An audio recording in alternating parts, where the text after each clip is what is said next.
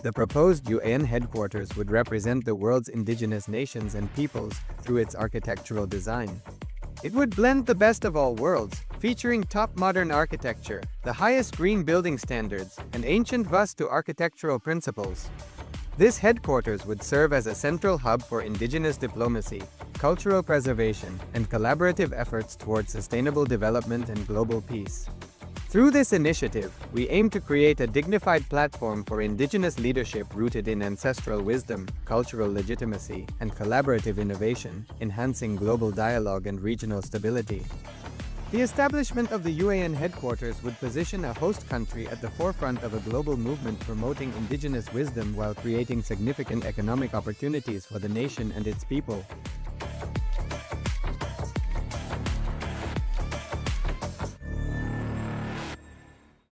Established since 2002 in the United States of America, the United Ancient Nations is an intergovernmental organization, currently made up of 160+ members and indigenous nations. The UAN and its work are guided by the purposes and principles contained in its founding charter.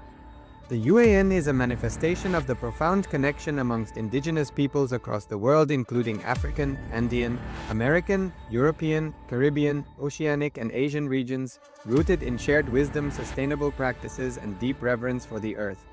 The United Ancient Nations serves as an international cultural and diplomatic organization focused on uniting indigenous cultures globally. Our governance structure is council-based without territorial claims, led by a collective leadership through our General Secretariat. As a non-state entity with UN-style advocacy, we focus on several key areas: cultural and digital heritage preservation, indigenous diplomacy, revival of indigenous knowledge systems to solve humanity's problems, global peace, environmental preservation, health and wellness, sustained economic development, indigenous and cultural tourism. While the UAN represents numerous indigenous cultures, the United States of Kailasa serves as the first indigenous nation specifically for Hindus. Kailasa's mission is focused on the revival of the ancient enlightened Sanatana Hindu civilization, with a formal governance structure including a head of state, ministers, and ambassadors. Under the leadership of SPH, Supreme Pontiff of Hinduism, Bhagavan Nithyananda Paramashivoham, Kailasa has achieved recognition as a sovereign subject of international law, possessing distinctive attributes of juridical statehood. The United States of Kailasa is the main sponsor of the proposed UAN headquarters. This initiative would bring forth an estimated $100 million in revenue for the host country through summits, conferences. Nithyanandam, and welcome to the Tritya Vinyasa Krama. We're going to practice 508 asana sequence of Kailasa's Nithyananda Yoga. First, let us make sure we have all the components you need for the yoga practice. Have your yoga mat on the ground. Have your Panchapatra and Udani ready. 1 cup with a spoon with some water for the ritualistic cleansing. All the male bodies, please remove your upper cloth and apply the vibhuti on the 16 places over your body, as you can see on our acharyas. All the female bodies, you can apply it on your forehead. Wear the kumkum on your third eye, the Agnya chakra in between the eyebrows, and wear the Rudraksha mala around your neck. You can keep some weights at the side of the mat if you want to intensify the asana practice. And make sure you have 1 energized Shri Yantra on your yoga mat. Gaze at the yantra whenever possible.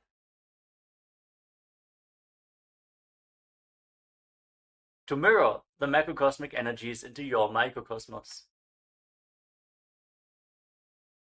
Let us all now settle down into a comfortable cross-legged position with your head, neck, and spine in a straight line. Close your eyes, take a deep breath. Visualize Swamiji in your inner space as you bring your hands into Namaskara Mudra in front of your heart center as we open this session with the Satguru Vandanam.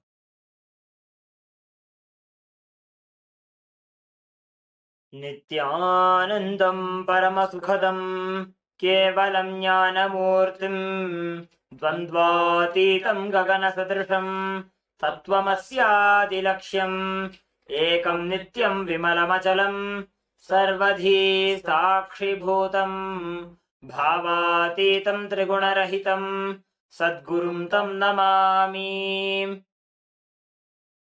Next, we are going to chant the Shiva Mula mantra. Om Ham Haum Shivaya Namaha 11 times, invoking Paramashiva's presence for this ritual of Nithyananda Yoga. Please follow along internally. Om Ham Haum Shivaya Namaha. Om Ham Haum Shivaya Namaha. Om Ham Haum Shivaya Namaha. Om Ham Haum Shivaya Namaha. Om Ham Haum Shivaya Namaha.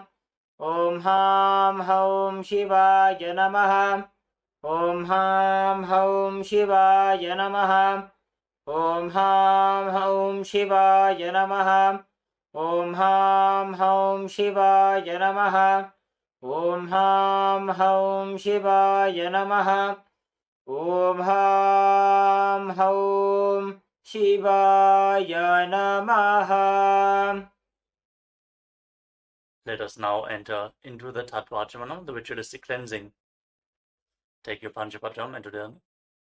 Keep your right hand in the Gokarna Mudra in the shape of a cow's ear. Take one Udani, 1 spoon of water, and pour it into your right palm. Each time the word Swadha is chanted, sip the water from the bottom of your palm and take another Udani of water into your hand for a total of 3 times. Om Atmatattvam Shodhayami Swadha. Om Vidyatattvam Shodhayami Swadha. Om Shivatattvam Shodhayami Swadha. Now wash your right hand with the water from the Panchapatam and wipe your lips twice with the bottom of your right thumb as we chant. Om Ham Hridayaya Namaha. Wash your hand again. With your index, middle and ring finger joined together, touch above the upper lip and below the lower lip. Then wash your hand again. With your index finger and thumb joined together, touch your right nostril and your left nostril. With your ring finger and thumb, touch your right eye, your right ear, and your left ear. Then wash your hand again. With your little finger and thumb, touch your navel, your right chest, and your left chest. And with all the tips of the fingers joined together, touch the crown of your head, the right shoulder, the left shoulder, and your heart center. Wash your hand again. Now place your right hand over the left and place both your hands on the right thigh. Sit straight, close your eyes, and make a conscious resolution.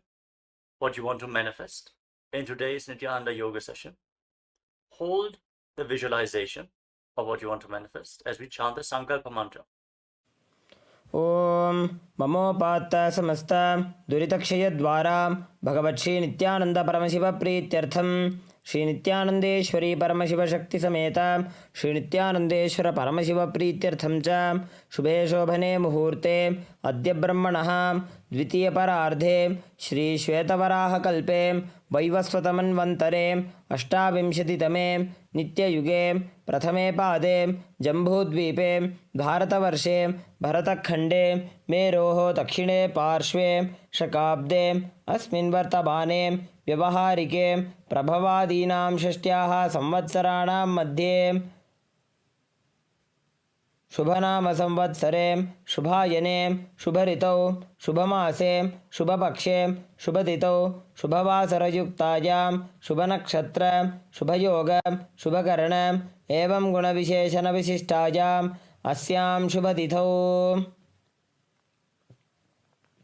Shri Kailasonnada Dvadashanta Shyamala Pitharudha Shri Meenakshi Sundareshwara Bhinnaswarupa Parashivaputra Ratnakumara Gurumanyatulyavatar Shri Parvati Stanyapana Labdha Divyajnana Vishruta Sakala Nigama Gamasara Bhuta Dravida Veda Pravaktre Srimat Paramashiva Karuna Samadhikata Mukta Maya Chaturashrayana Gijamana Chatra Chamara Shri Jinnakahaladi Samasta Birada Valyalankrita Jnana Vijnana Chakravarti Sarvajana Sangha Sadhyo Nirvana Diksha Vyajapa Varga Varsha Vishranaji Mutam Paramata Kalabhakesari Shaiva Siddhanta Sthapanacharya Shri Rajadhiraja Pandya Maharaja Guru Kshapanashakyadi Mahandakara Nivarana Jnana Bhanu वीक्षणानर्हार्हध्वजोच्छेदनपूर्वक श्रीमदृषभध्वजस्थापक शैवसमयकर्त्रे सर्वज्ञपीठारूढ श्रीजगद्गुरु श्रीज्ञानसम्बन्धदेशिकस्वामी वागीशसुन्दरमाणिक्यवाचकस्वामिनाम् अवतारभूत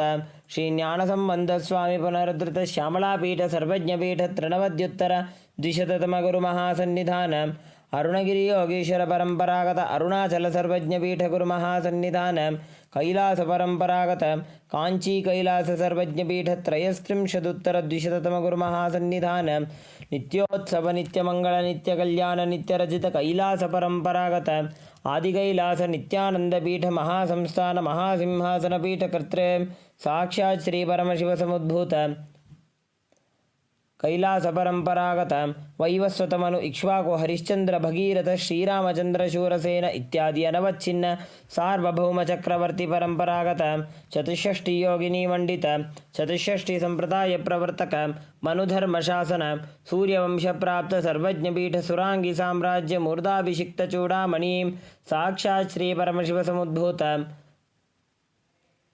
Kapil Mahaguru पुनरुद्धृत महानिर्वाणिपीठ अष्टोत्तर सहस्र श्री महामंडलेश्वर साक्षात् श्री परमशिव समुद्भूत श्री महागणपति समारंभ अनवच्छिन्न पीठाधीश्वर गुरु परंपरा प्राप्त अटलपीठ अष्टोत्तर सहस्रतम अष्टोत्तर सहस्र श्री अटलपीठाधीश्वर धर्म मुक्ति स्वर्गपुर स्वर्णपीठ त्रयोविंश गुरु महासन्निधान कैलास परंपरागत आदिपीठ सर्वज्ञपीठ जगद्गुरु श्री कैलास पुनरुद्धारक श्री कैलास परमाचार्य श्रीमत्परमहंस परिव्राजकाचार्यवर्य सच्चिदानंद प्रणव स्वरूप श्रोत्रिय ब्रह्मनिष्ठ श्रीमज्जगद्गुरु श्रीलश्री भगवत् श्री नित्यानंद परमशिव श्री ज्ञान संबंध देशिक परमाचार्य स्वामिनां प्रीत्यर्थं तेषां पादारविन्दयोः भक्ति सिद्ध्यर्थं गुरुकृपा कटाक्ष सिद्ध्यर्थं क्षेमस्थैर्य वीर्य विजय आयुरारोग्य ऐश्वर्यानाम् अभिवृद्ध्यर्थं धर्मार्थ काम मोक्ष चतुर्विध बल पुरुषार्थ सिद्ध्यर्थं समस्त दुरितोपशान्त्यर्थं समस्त मंगल अवाप्त्यर्थं भगवत् श्री नित्यानंद परमशिव प्रसादेन सकुटुम्बस्य ज्ञान वैराग्य जीवन मुक्ति प्राप्त्यर्थं पूर्ण आरोग्य युक्त दृढ़गात्र यौगिक शरीर सिद्ध्यर्थं परमशिव शक्ति आविष्करणार्थं नित्यानंद योगाभ्यासं करिष्ये. Now wash your right hand once more. Om apa upasprishya. And keep your Panchapatam and Udani aside out of harm's way.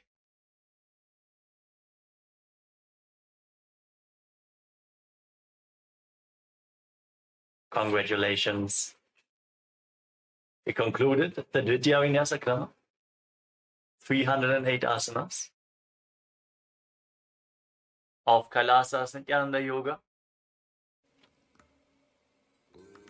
Let us now move to the next asana of the sequence, Savitri Asana.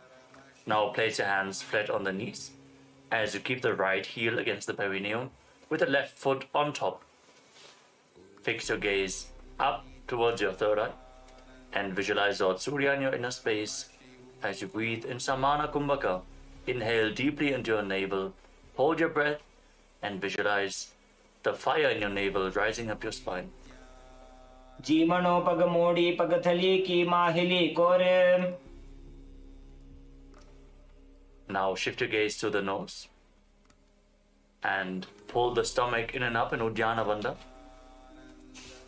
as you visualize yourself as Vajra, the weapon of Indra, symbolizing indestructibility in Vajrasana too. सव्येन कन्दं प्रपीड्य चान्यं पादं तु लिङ्गोपरि निक्षिपेच्च वज्रासदं प्राणजये च सिद्धं ग्रीवातनोमस्तसमस्तशक्तम्. Now gaze up towards your third eye and perform Mahamudra Bandha. Engage all three bandhas as you visualize yourself as a Siddha Yoga Master in Siddhasana too. योनिस्थानकमधिमूलघटितं सम्पीय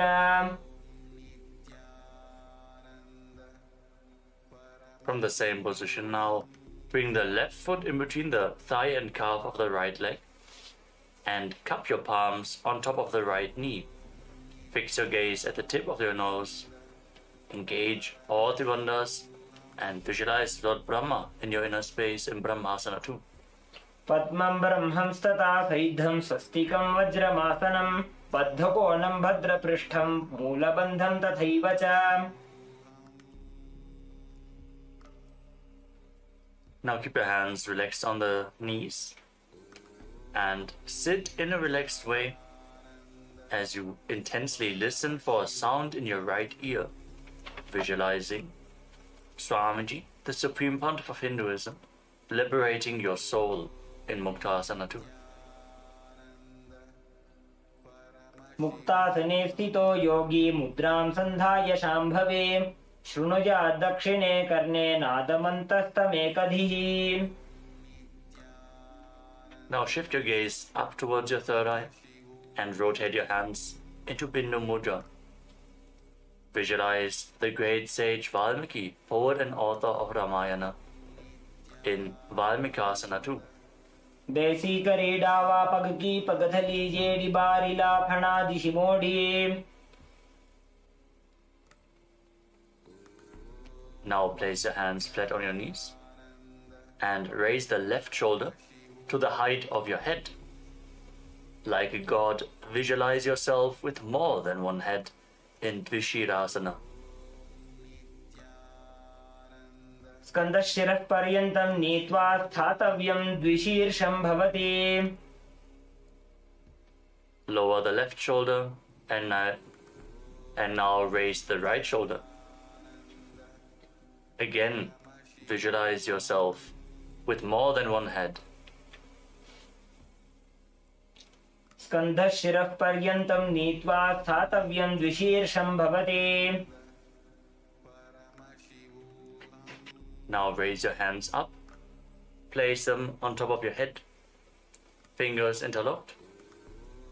Fix your gaze at the tip of the nose, pull your stomach in and up, and visualize yourself as an alligator in Kumbhirasana.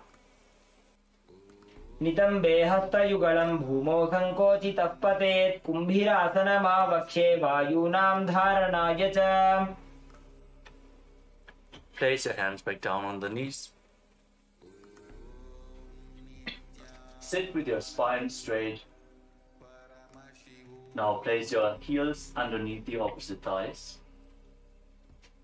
Sit with your spine straight, gaze to your nose, and visualize each of your chakras as a bright white light in Chakrasana 2. सव्योरुदक्षिणे गुल्फे दक्षिणं दक्षिणेतरे निदध्यादृजुकायास्तु चक्रासनमिदं मतम्. Now bring your feet in between the opposite thighs and calves. Fix your gaze at the tip of the nose. Keep your hands on the knees and embody peace, well-being, good fortune and prosperity. Visualize the swastika in Swastikasana 2. जानूर्वोरन्तरे सम्यक् दृष्ट्वा पादतले उभे समकाय सुखासीन स्वस्तिकं तत्प्रचक्षते. अनेन विधिना योगी मारुतं साधयेत् सुधीः देहे न क्रमते व्याधिस्तस्य वायुश्च सिद्ध्यति. Maintain your legs in the same position, but interlock your fingers in front of your chest in Parusha Mudra. Keep visualizing a swastika in Swastikasana 3. जानूर्वोरन्तरे कृत्वा योगी पादतले उभे ऋजुकाय समासीन स्वस्तिकं तत्प्रचक्षते. Now keep the right foot between the thigh and calf and place the left foot onto the opposite thigh. Gaze the tip of your nose and embody Vira, the state and space of bravery in Virasana 2. वीरासनमनस्थैर्य करमुत्साह वीर्यकृत लक्ष्यसन्धान जननं सुखासनमनामयम्. Now bring your heels together at the perineum. Sit with your toes slightly separated. Keep your knees wide and interlace your fingers around the feet. As you gaze to the tip of the nose, unclutch from all ego-fulfilling successes in your life as you tuck your chin to the chest in Jalandhara Bandha in Siddhi Haritali Asana. पगतली संपूट करी अंगुल को संपूट करे. Now, interlock your fingers around the feet and hold them close towards your perineum. Gaze at the tip of your nose as you perform Mahamudra Bandhan, visualizing yourself as Lord Veeravata in Bhattarasana form. गुल्फौ च वृषणस्यादः सीवन्त्याः पार्श्वयोः क्षिपेत्. सव्यगुल्फं तथा सव्ये दक्षगुल्फं तु दक्षिणे. Now, sitting on the ground, cross your heels and keep the knees raised. Place the back of your hands on the knees with the palms facing upwards. Stick out your tongue, gaze to the nose and exhale forcefully through your mouth again and again as you visualize Narasimha, the light-man avatar of Lord Vishnu, in Yoga Narasimhasana. मायूरस्पिञ्छ मायूरं पद्मपीठसमन्वितं कौक्कुटं गर्भपिण्डं च कौर्मयोगनृसिंहकम्. Now rotate your hands, keep the palms facing downwards on the knees, keep your feet crossed, gaze to the tip of the nose, and visualize a flock of crows in Kakarupa Skandhasana. कलिपापात् प्रमुच्येत वायवीं वशमानयेत्. निजपादद्वयं बद्ध्वा स्कन्धदेशे च साधकः. नित्यमेतत्पदद्वन्द्वं भूमौ पुष्टिकरद्वयम्. Now place your feet flat and uncross the ankles as you keep the knees raised. Sit with the heels close towards the buttocks. Gaze to the tip of the nose as you place your hands flat on the knees. Visualize sitting in the space of Upanishad with the supreme one of Hinduism as you breathe in Ujjayi Pranayama, making an ocean-like sound with your mouth in Utkatikasana.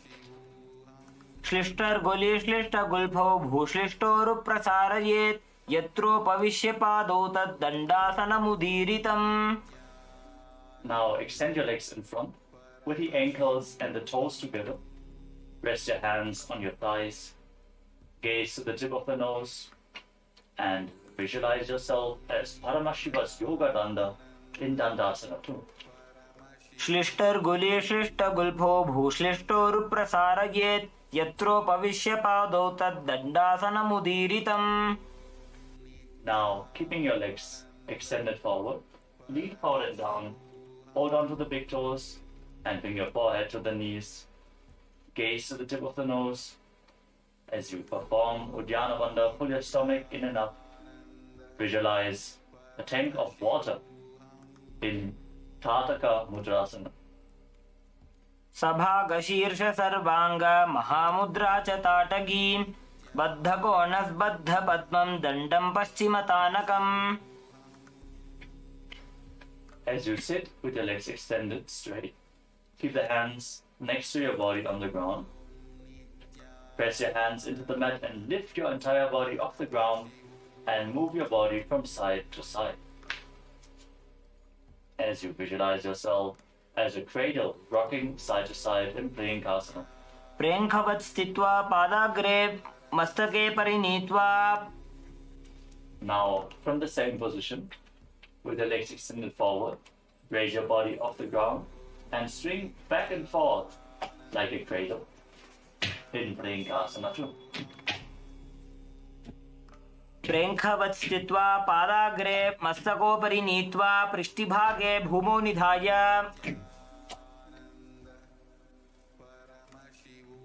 Now sit with your feet flat, your knees bent, and wrap your arms around the knees as you gaze up towards your third eye. Sit and be in the space of Advaita, oneness with Swamiji in Yogasana 3.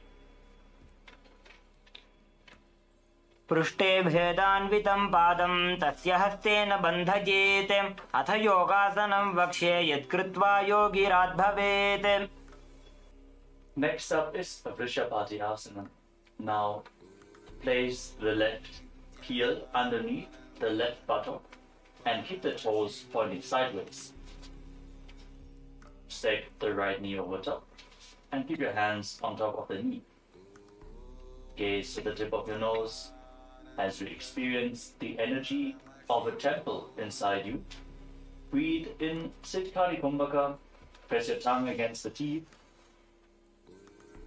Press your tongue up against the palate of your mouth without touching the teeth and hiss through your teeth as you inhale in Vrishapati Asana.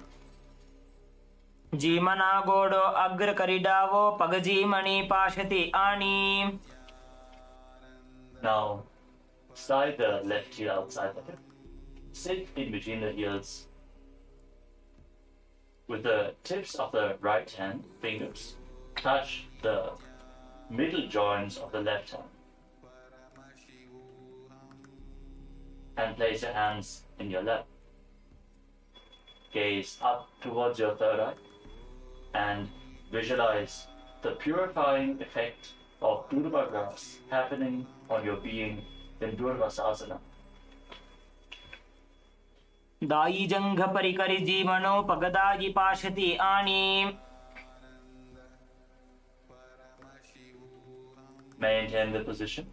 Bring your hands into Padma Mudra and place them on your knees.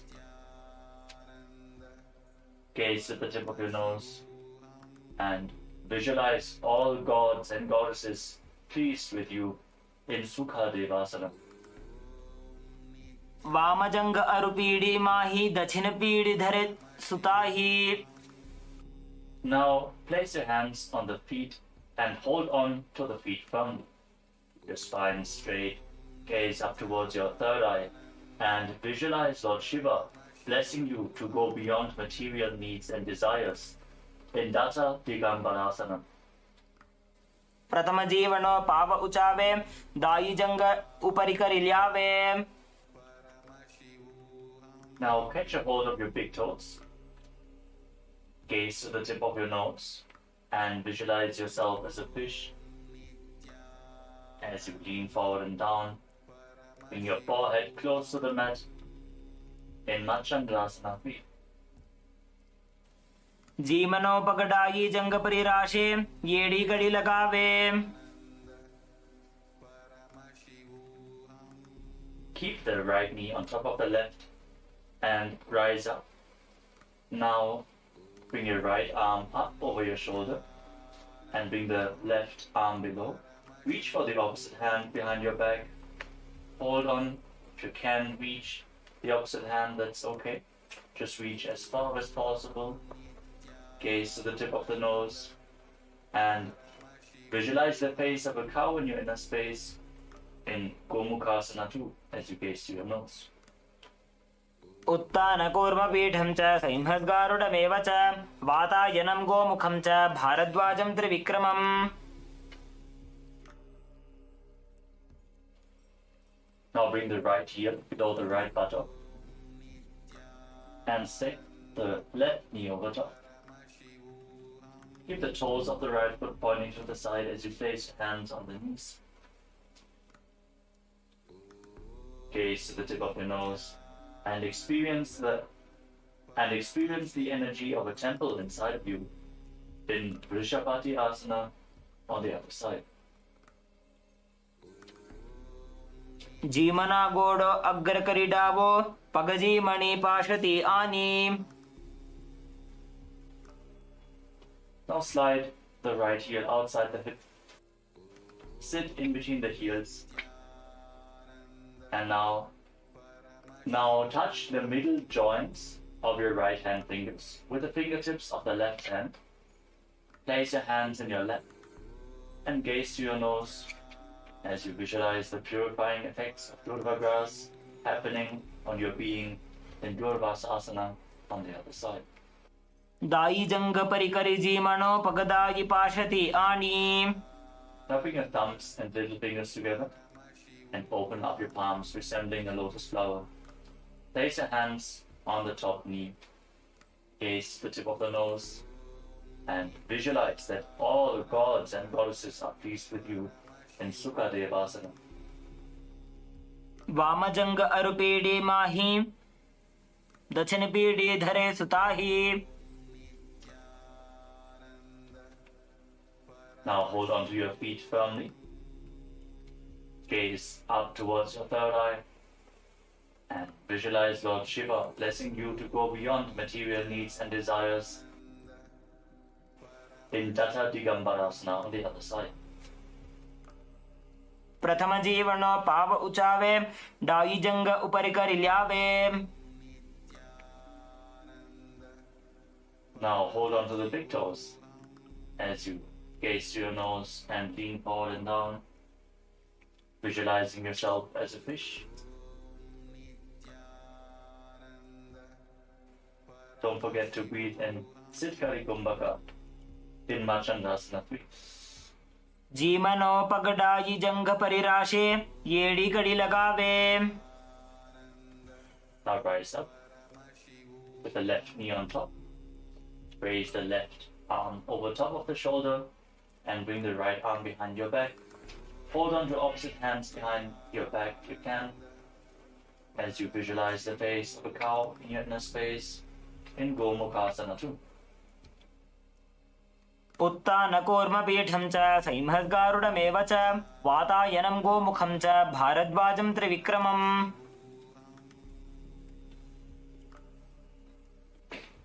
Now come to a kneeling position. Sit on your heels and place your hands on your thighs.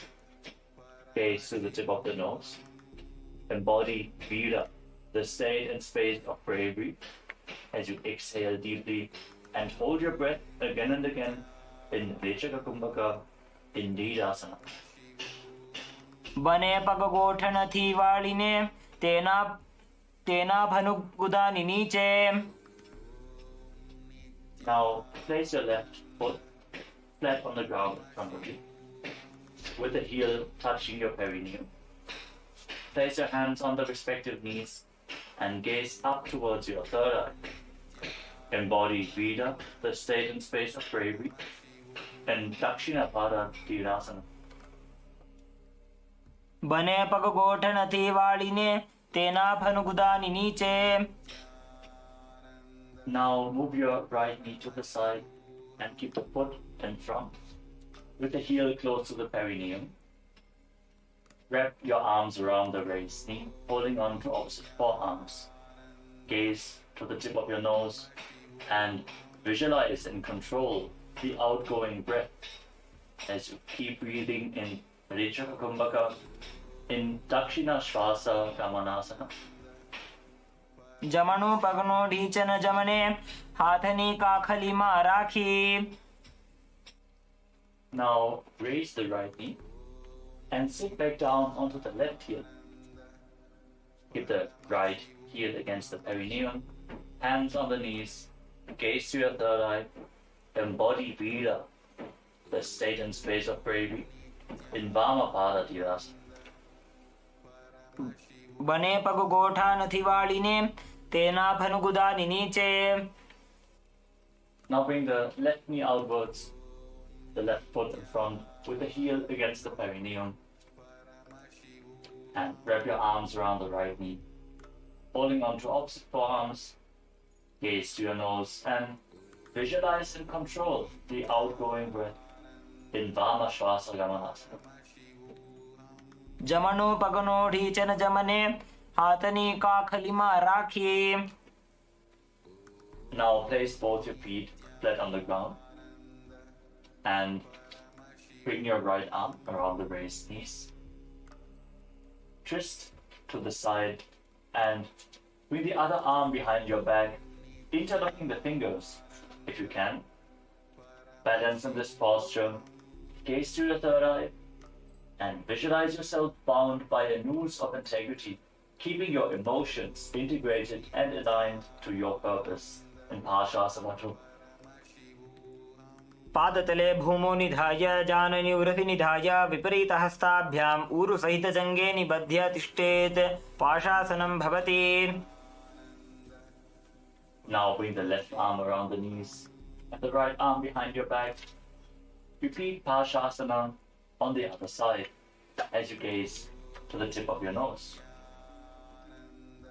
पादतले भूमो निधाय जानुनिवृति निधाय विपरीतहस्ताभ्याम् ऊरुसहितजङ्गे निबध्य तिष्ठेत् पाशासनं भवति.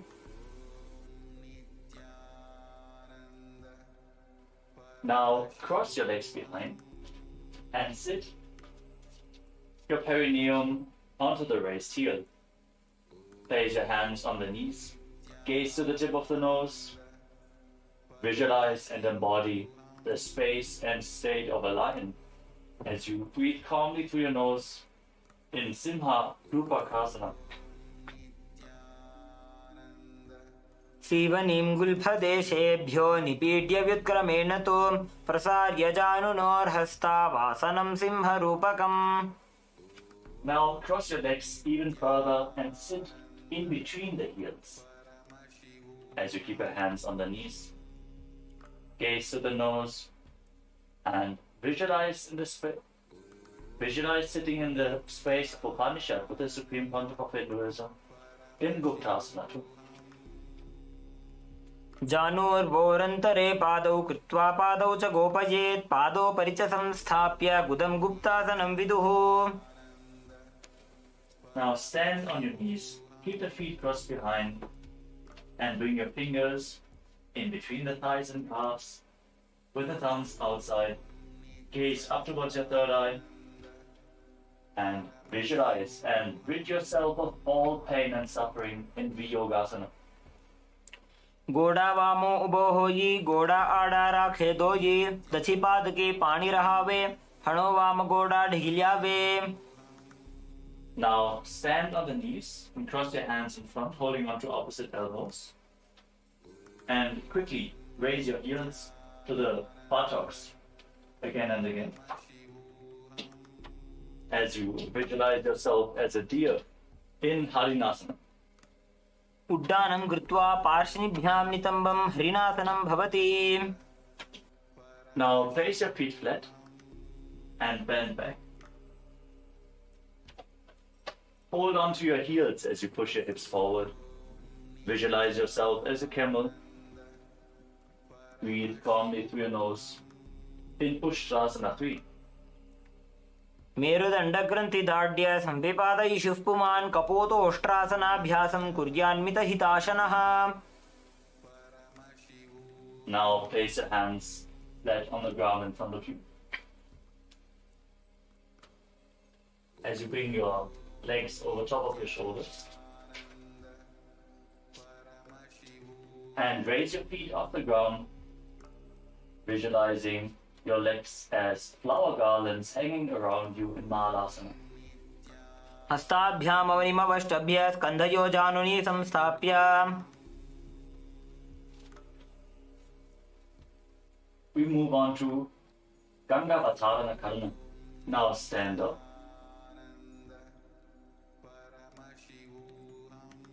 From a standing position, keep your toes pointing outwards. Raise your heels and keep your knees bent. Lean forward and place your hands on the ground in Tripataka Mudra with all fingers together except for the ring finger which is bent. Then lower your body down onto your stomach and raise the legs up behind. Hold this posture.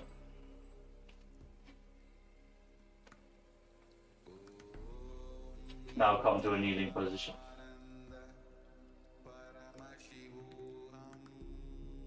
Now bring your hands flat on the mat, shoulder width apart. Bring your head in between the hands. Raise your hips, straighten the legs. Align the hips with the shoulders and raise your legs up into a headstand. Visualize the divine masculine energy flowing through your body as you breathe through your nose in Narasana. योगासनस्थश्च योगी भवति साधकः. Now slowly lower your legs down and come to a kneeling position.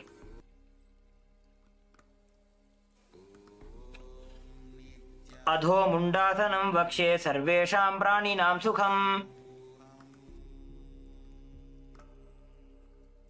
Now slowly lower your legs down and come to a kneeling position.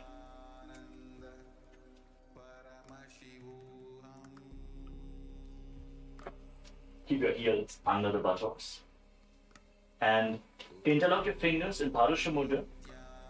Place them on the ground to the right side of your body and bring your head forward and down. Visualize your body being softly purified in Midaki Pavasana too. आसन को गुण गुलमय by जाई.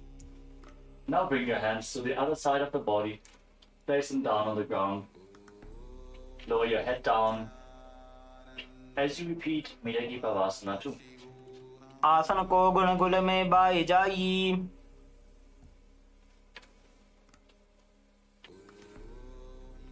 Now bring your heels outside the hips and place your hands on the knees. Gaze to the tip of your nose as you visualize and embody the state and space of bravery, Vida. Pulling your stomach in and up in Uddiyana Bandha in Virasana 3. दंड पद्म भरद्वाज वीरवज्र समानितो आसनानि सदा कुर्यात् सुदीर्घैरे च पूरकैः.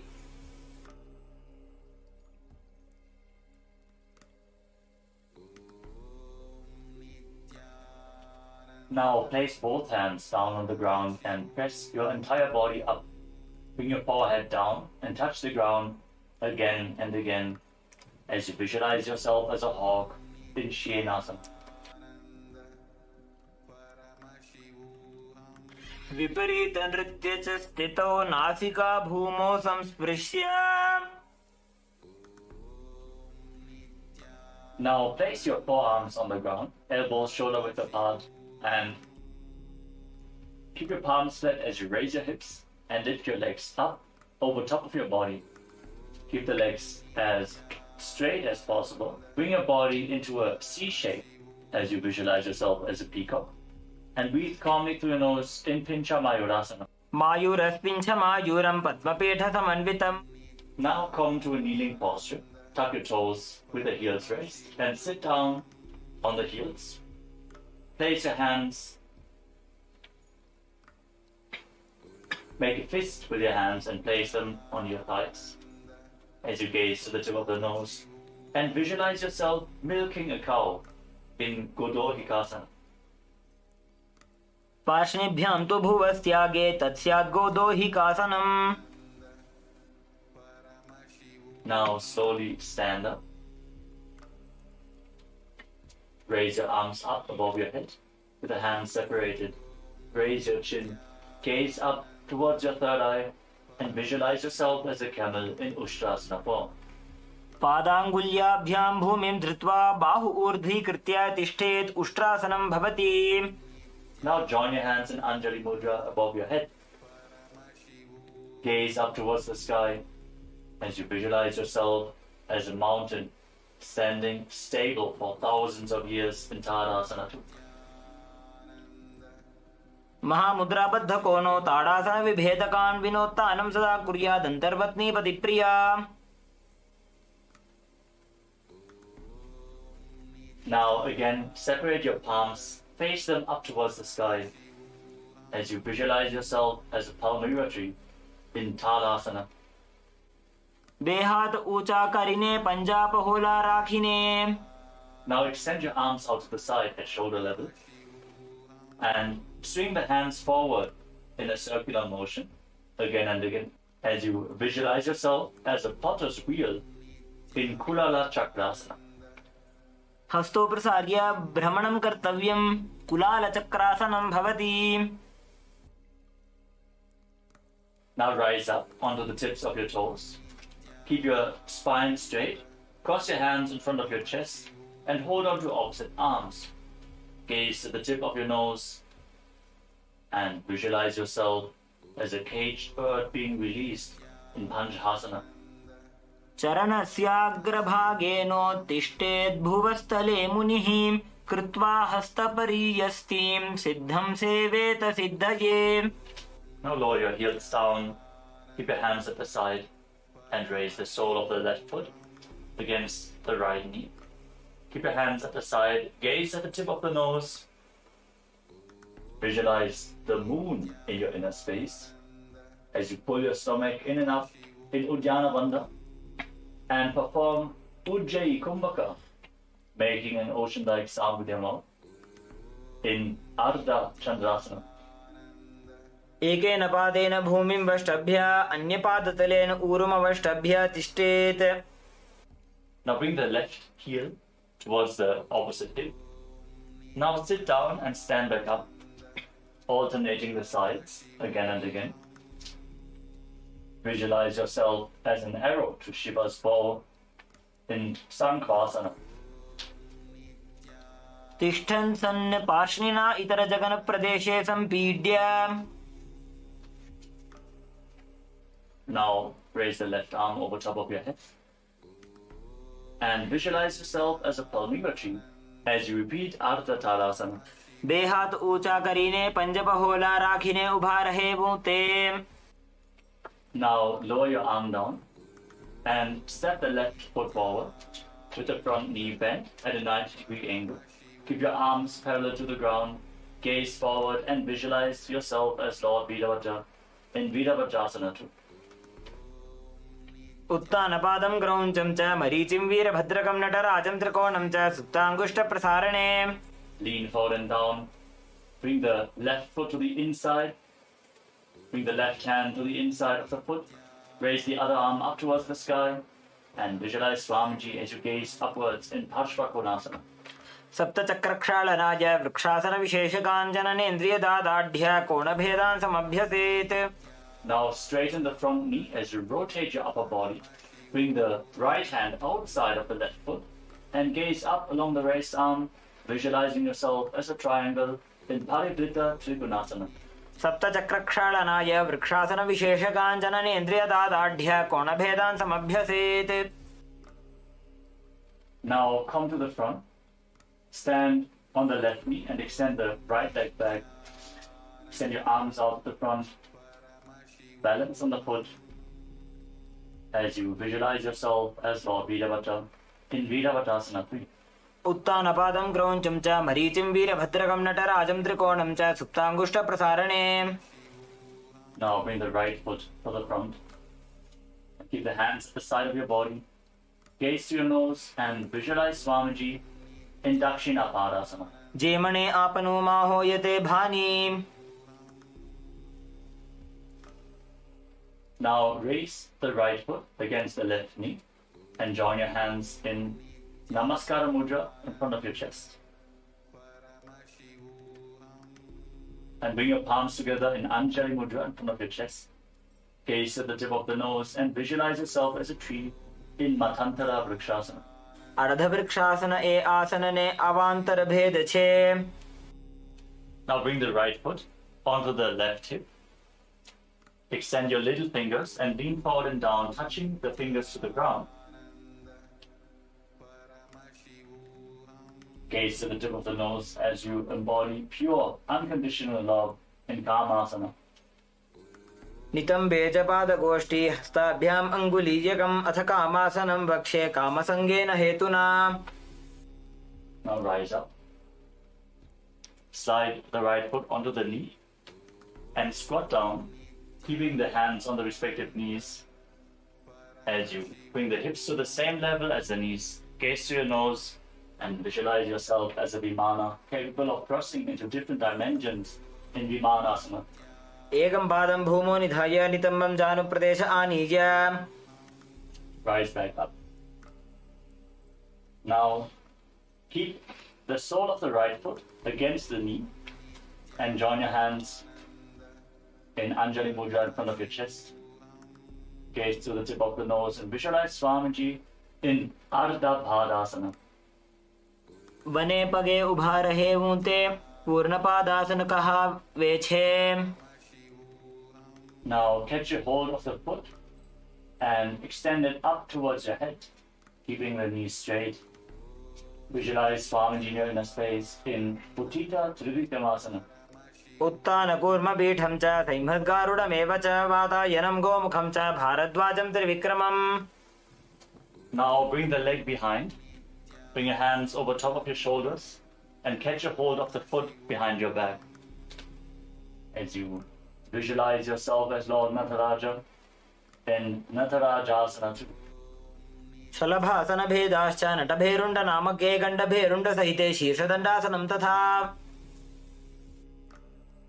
Next up, It's Latha Vrishchika Karana. Now stand on the right foot with the knee bent and the toes pointing outwards. Bring the left foot behind towards the buttocks.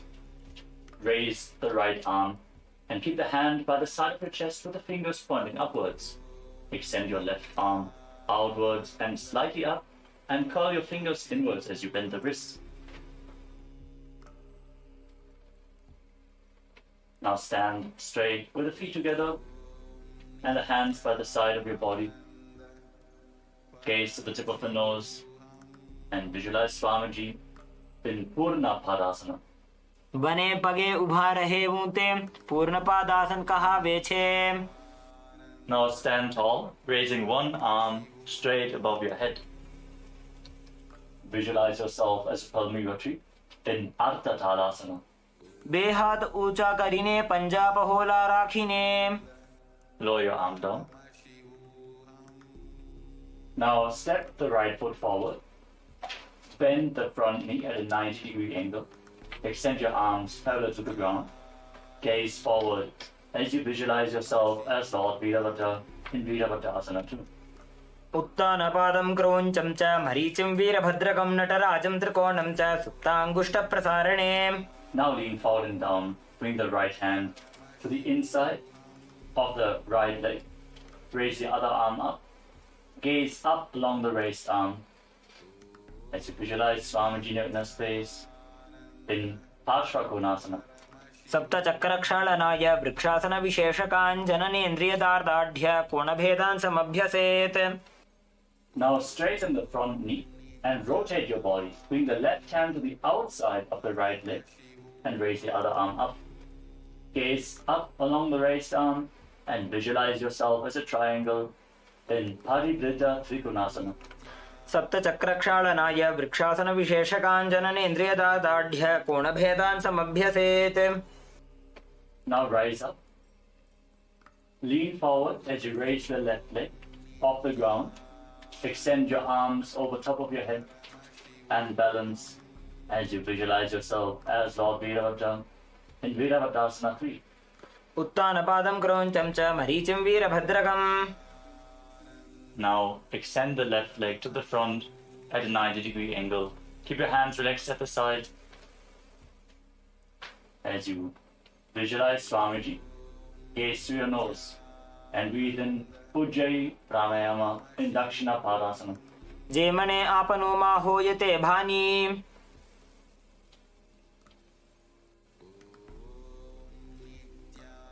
Now lift the right foot towards the left knee.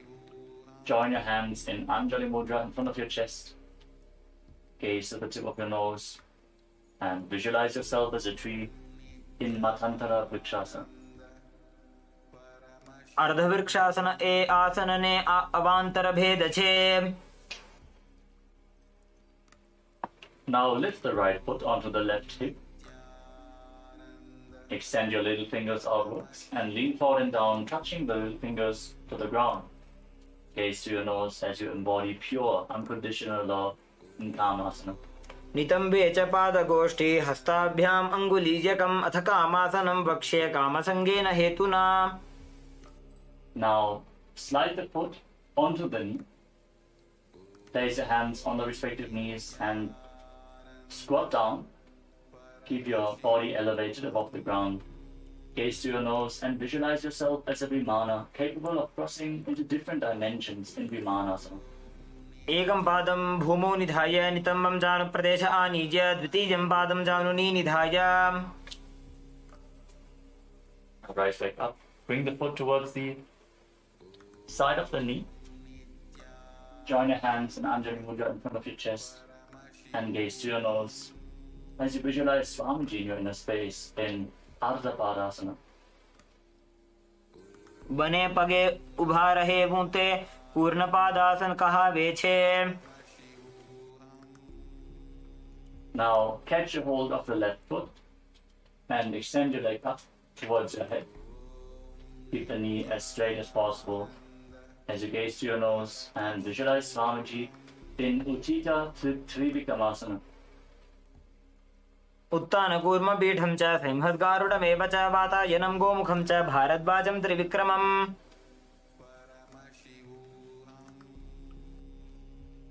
Now raise your foot up behind yourself. Now raise your foot up behind your back. Catch a hold of the foot with both hands. As you pull it up, bend your back and visualize yourself as Lord Nataraja in Natarajasana. शलभासनभेदाश्च नटभेरुण्डनामके गण्डभेरुण्डसहिते शीर्षदण्डासनं तथा. Now turn the toes of the left foot outwards. Bend the left knee. Bring the right foot behind the buttocks. As you bring the left hand to the side of the chest with the fingers pointing up, extend your right hand outwards and up as you bend the wrist. In Latha Vrishtika Karma.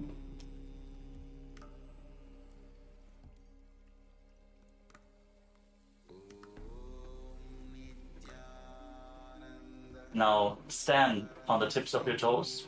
Cup your hands around the genital region. Gaze to the tip of the nose and visualize yourself going beyond all sin in Kalpinasana as you perform Rejaka Kumbhaka. Exhale deeply and hold your breath.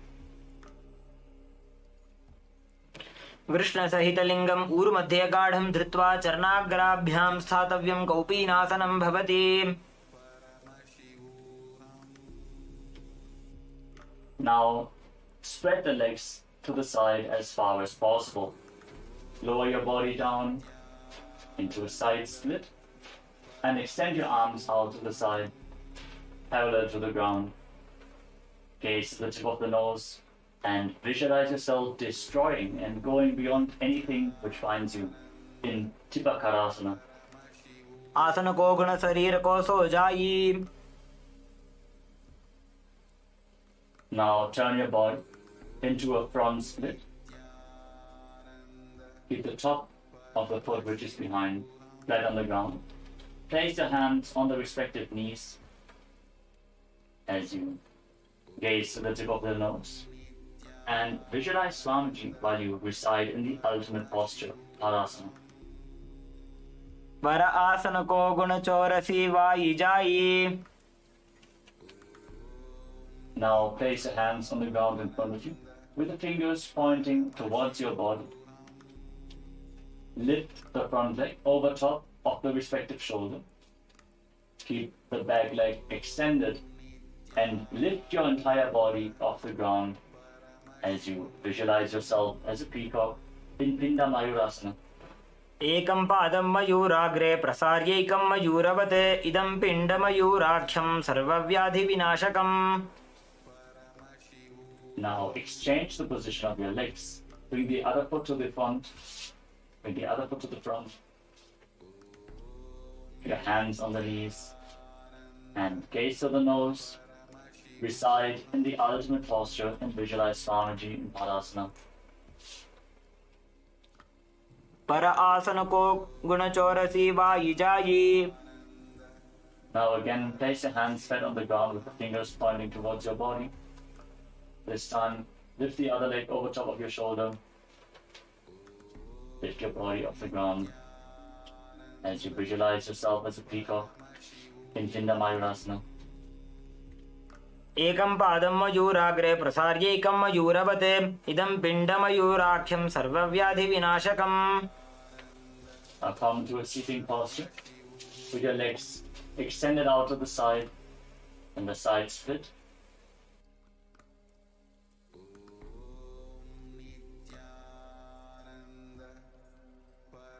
Now bring your legs to the side and stretch the legs out as far as possible.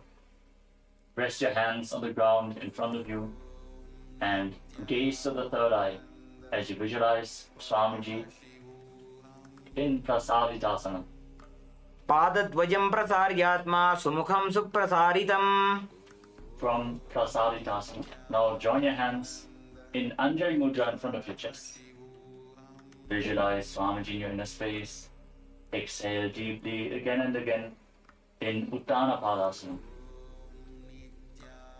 वासिष्ठमथ कौण्डिन्यमूर्ध्वकुक्कुटमेव च अष्टावक्रमथोत्तानं मयूरं सेतुबन्धनम्. Now lean forward and down and catch a hold of your feet as you rest your chin on the ground. Gaze to the tip of the nose and visualize Swamiji in Upavista Konasana. सप्तचक्रक्षालनाय वृक्षासनविशेषकाञ्चननेन्द्रियदादाढ्य कोणभेदान् समभ्यसेत्. Catch a hold of opposite big toes in Paramashivoham. Pull the right foot over top of the left arm towards your face.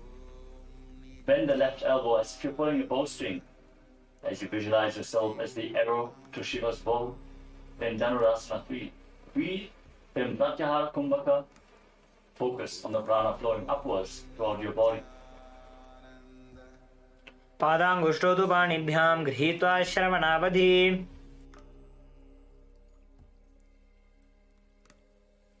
Now bring the right foot onto the left thigh and place your palms over top of each other.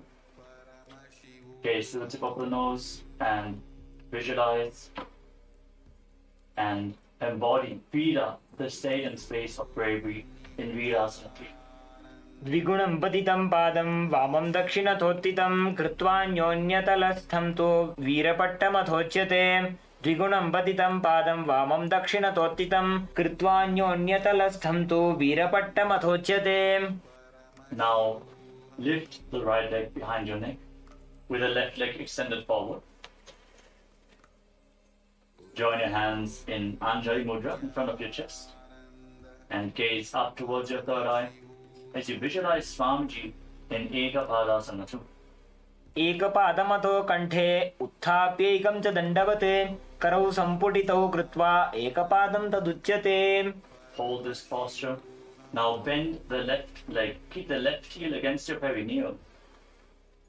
Keep gazing upwards towards your third eye, visualizing Swamiji in Dakshinapada Shirshasana.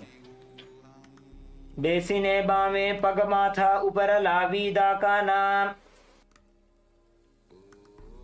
Now place the hands on the ground in front of you with the fingers pointing towards your body.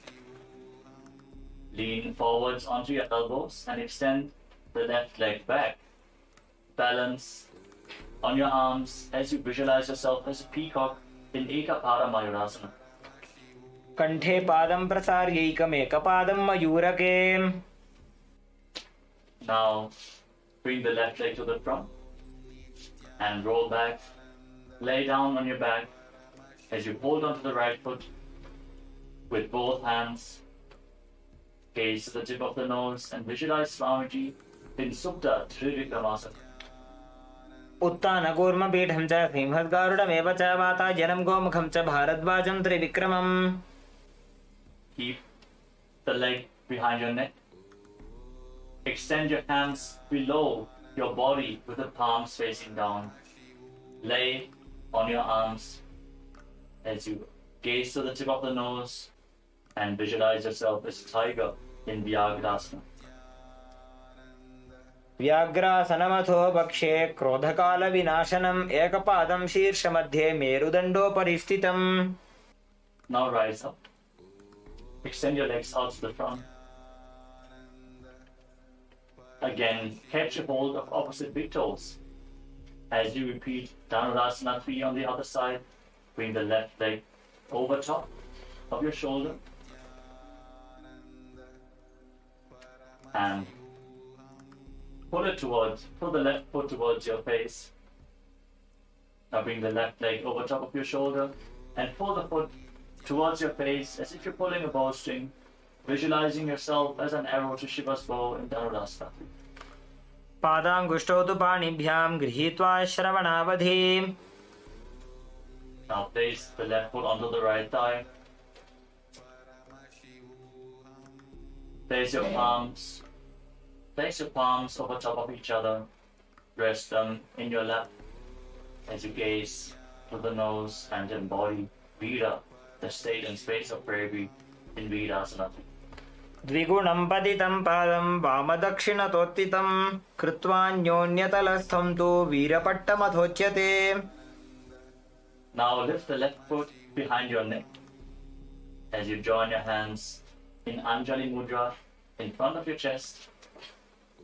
Gaze up towards your third eye and visualize Swamiji in Ekapadasana. एकं पादमथो कण्ठे उत्थापीकं च दण्डवत् करौ सम्पुटितौ कृत्वा एकपादं तदुच्यते. Now bend the right foot. Bring the heel towards your perineum. Maintain your hands in front of your chest, the leg behind your neck.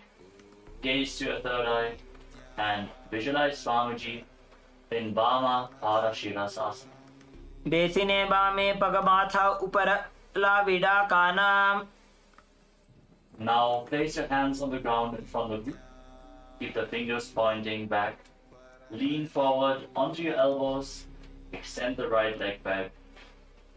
Balance on your arms with the leg behind your neck as you visualize yourself as a peacock in Ekapada Mayurasana. कंठे पादं प्रसार्यैकम् एकपादं मयूरके. Now extend the right leg forward and lay down on your back. Keep the left leg behind your neck. Hold onto the foot with both hands. Gaze to your third eye and visualize Swamiji in Supta Trivikramasana.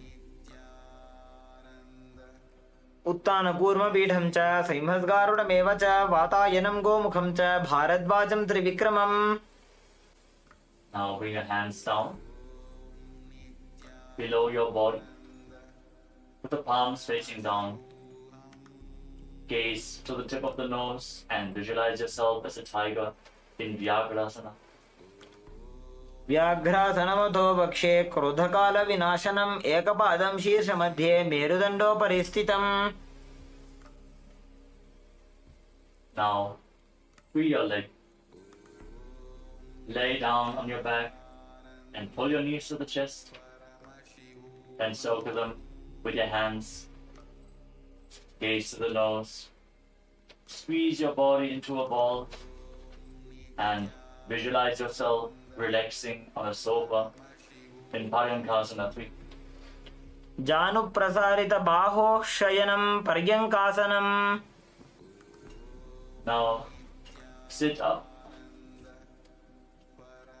and one by one lift your legs behind your neck and join the soles of the feet as you reach your hands up and join them around the feet in Anjali Mudra. Gaze up towards your third eye and visualize yourself as Sage Vashishta in Vashishtasana 2. दोबू पगतली जोड़ी संपूट करे. Maintain this posture. And now interlock your fingers around the toes. Gaze to the tip of the nose and visualize yourself as a sacred Shiva Linga in Shiva Lingasana. दो पाव शीस परि आने फुनी एक जुगती और तहा ठाने. Now cross your feet behind your back and place your hands on the ground next to your body. Gaze to the tip of the nose and visualize yourself as an owl sitting on a branch in Kakarupa Skandhasana 2. अथ वक्षेकाकरूपस्कन्धासनमनुत्तमम् कलिपापात् प्रमुच्येत वायवीं वशमानयेत्.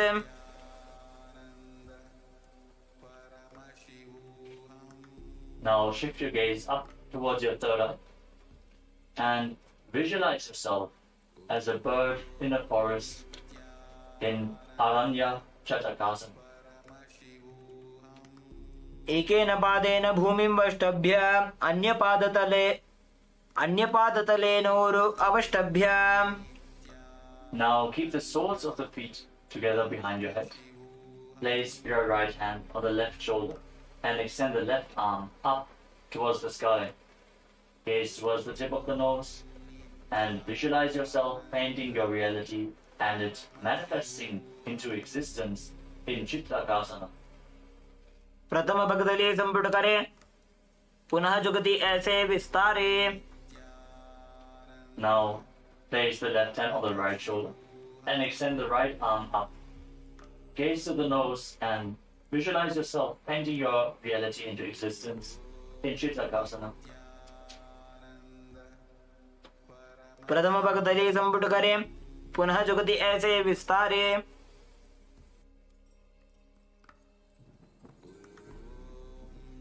Now sit and lift both legs behind your head. Cross them behind your head. As you keep your hands on the ground in front of you. Gaze up towards your third eye. Visualize Swamiji in your inner space. And continue to focus on the upward flowing prana in Tatyahara Pranayama in Panindrasana.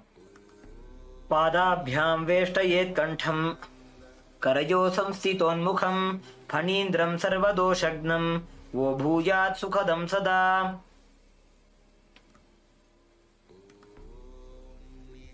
With your feet crossed behind your head, gaze to your third eye, and visualize yourself bound by a noose of integrity, keeping your emotions integrated and aligned to your purpose in Pashini Mudrasana. काण्ठपृष्ठे क्षिपेत् पादौ, पाशवदृढबन्धनं, सा एव पाशिनी मुद्रा, शक्तिप्रबोधकारिणी। Maintain this posture, and now keep your hands in fists and stack one hand over the other as you gaze to the nose and visualize yourself as a fish in Machandasana form. बैसी करी दो वो काढ़े राशे। Now join the soles of the feet behind your back and join your hands in Anjali Mudra in front of your chest. Visualize Swamiji in Dvipada Shirashasana. रेसिने वामे पगमाथा उपरला विद्या कानाम। Now hold on to the feet behind your head with your hands. Gaze to the tip of the nose and manifest Garima and feel the weight of your body increasing in Baladhari Asana. आसन गोपी चंद कख्यो जैसे, Yahoo को कीजे पुनिते से। Now roll onto your back and keep your feet behind your head, holding onto the feet with your hands. Gaze to the nose and visualize all the gods and goddesses blessing you in Devasana. प्रथमे सोधो सोवे सोजी, करे काकसी कर गहदोजी। Now hold your feet from the side with your legs behind your head. Keep the back of your head on the ground. Gaze to the tip of the nose and maintain silence externally and internally. Visualize yourself as the source of energy with nutritious vegetation sprouting from your being in Mritika Banjikasana. प्रथम सेन सुतो होज, ठाने पग ऊंचाई आगने आने। Now cross your feet behind your head and interlock your fingers around your lower back. Gaze to the tip of the nose and visualize an abundance of gold being showered on you in Masakasana. मसकासन प्रथमे सूधो San है, करे वाम पाद कंधा परिधरे।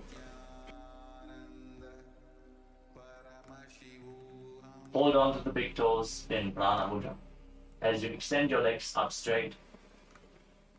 Keep your back flat and visualize each of your chakras as a bright white light as you breathe calmly through your nose in Sahaja Kumbhaka. In Chakrasana, breathe. देहातानी आंगल्योठी, बेपगाना अंगली पकड़िने। Now place your feet flat on the ground. Keep your knees raised and place your hands at the side of your body. Visualize Swamiji in your inner space in Tanasana. पादद्वयं विनोत्तानासनं भवति। Now keep your elbows on the ground and raise the middle portion of the ground and raise the middle portion of your body off the ground. Visualize yourself as a mountain with 3 peaks as you breathe calmly through your nose in Sahaja Kumbhaka in Trikutasana. उत्तानशयनं पादतलाभ्यां भूमिं धृत्वा. Now bring your hands in towards your shoulders. Keep them flat on the mat and lift your body up. Keep your hands and feet flat on the ground as you visualize each of your limbs as a pillar of a Hindu temple in Chatushpada Pitam. In Chatushpada Pitam. पूर्वतानं चतुष्पादपीठं वज्रासनं तथा चकोरक्रौञ्चशलभभुजङ्गमपि वृश्चिकम्. Now extend your legs forward and raise your hips. Keep the hands flat on the mat. Now extend your legs forward and raise your hips up. Your fingers pointing towards your feet. Gaze to the nose as you visualize Swamiji in Purvatanasana. पूर्वतानं चतुष्पादपीठं वज्रासनं तथा चकोरक्रौञ्चशलभभुजङ्गमपि वृश्चिकम्. The next asana is Superconsciousness. Now lay down on your back. Now raise your hips and your legs up. Support your lower back with your hands and separate your legs wide to the side as you bring them down towards your head. Gaze to the tip of the nose and visualize Swamiji in Purvakonasana. सप्तचक्रक्षालनाय वृक्षासनविशेषकाञ्जननेन्द्रियदादाढ्य कोणभेदान् समभ्यसेत्. Now lay down on your back. Extend your legs. Now bring the crown of your head onto the ground. Raise your chest up and then extend your legs and your arms forwards and up. And visualize Swamiji in Uttana Padasana too. वासिष्ठमथ कौण्डिन्यमूर्धकुक्कुटमेव च अष्टावक्रमथोत्तानं मयूरं सेतुबन्धनम्.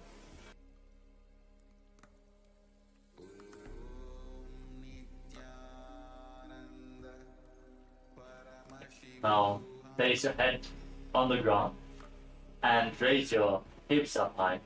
Visualize your body as a bridge in Setubandhanasana. वासिष्ठमथ कौण्डिन्यमूर्धकुक्कुटमेव च. Now bring your hands over top of your shoulders. Keep the hands flat with the fingers pointing towards your feet. Step your feet flat, raise your hips up high, and walk your hands towards the feet. As you visualize each of your chakras as a bright light in Chakrasana form. नोभ्यामारं समागृह्य कुण्डल्याः पार्श्वयोः क्षिपेत्. Now bring your hands even closer towards your feet. Hold onto your ankles if you can. Now walk your feet towards your hand and hold onto your ankles if you can. Gaze forward. Visualize Swamiji in Beta-Putti Asana. आसनको गुणपान अपान की गाठी सूटे. Now lay down on your back and lift your legs up high over top of your head. Now as you lay on your back, lift your legs up and bring the toes on the ground over top of your head. Hold on to your feet, gaze to the tip of your nose and visualize Swamiji in Vichtrakarani. शैतपश्चिमतानस्ते हस्तौ तत्र प्रसारयेत्. पादौ दण्डासनौ कृत्वा विचित्रकरणी भवेत्. Lower your legs, lay on your back, keep your toes pointing up to the sky. And now bring one thumb towards your nose and bring the other hand down to the hip. Alternate the position of your hands again and again. Visualize yourself as a hatchet being thrown in Parashvasana. पादतले भूमौ निधाय जाननि उरसि निधाय. Now roll your body to the side. Place the right elbow on the ground and rest your head on the hand. Place the left hand on the thigh and raise your hips off the ground. Keep your body straight as a plank as you visualize yourself as Bhagavan Dakshinamurti in Dakshinasana. शय्यर्जुदक्षिणाङ्गेन मस्तके धो निधायशः. दक्षं हस्तं च वामान्तो जङ्घपृष्ठे ततो जपेत्. Now lay down on your stomach. Bring your hands back to the hips. And lift your legs and arms off the ground. Raise your head and chest as you visualize yourself as a locust in Shalabhasana 2. शलभासनभेदाश्च नटभेरुण्डनामके गण्डभेरुण्डसहिते शीर्षदण्डासनं तथा. Now bend your knees. Hold on to the feet and pull them outside the hips. Breathe in Jivachala Kumbhaka. Inhale deeply. Hold your breath and really move the prana within your system as you visualize yourself as a frog in Bhekasana. बकं भेकासनं चैव मकरं मत्स्यनामकं मत्स्येन्द्रद्विविधं चात्र कुण्डलीबोधकारणम्. Now keep pushing the left foot towards the ground as you pull the right foot up towards your head. Visualize yourself as a hyena or another beast of prey in Bherundasana. शलभासनभेदाश्च नटभेरुण्डनामके गण्डभेरुण्डसहिते शीर्षदण्डासनं तथा. Now bring the right foot back down. As you lift the left foot towards your foot, repeat Bherundasana on the other side. शलभासनभेदाश्च नटभेरुण्डनामके गण्डभेरुण्डसहिते शीर्षदण्डासनं तथा. Now catch the big toe of one of your feet with thumb, little and ring fingers. Extend the other hand to the front as you alternate the position of your hands again and again. Hold on to the respective big toe. Hold on to the respective big toe again and again in Shakatasya Karana. In Shakatasya Karana.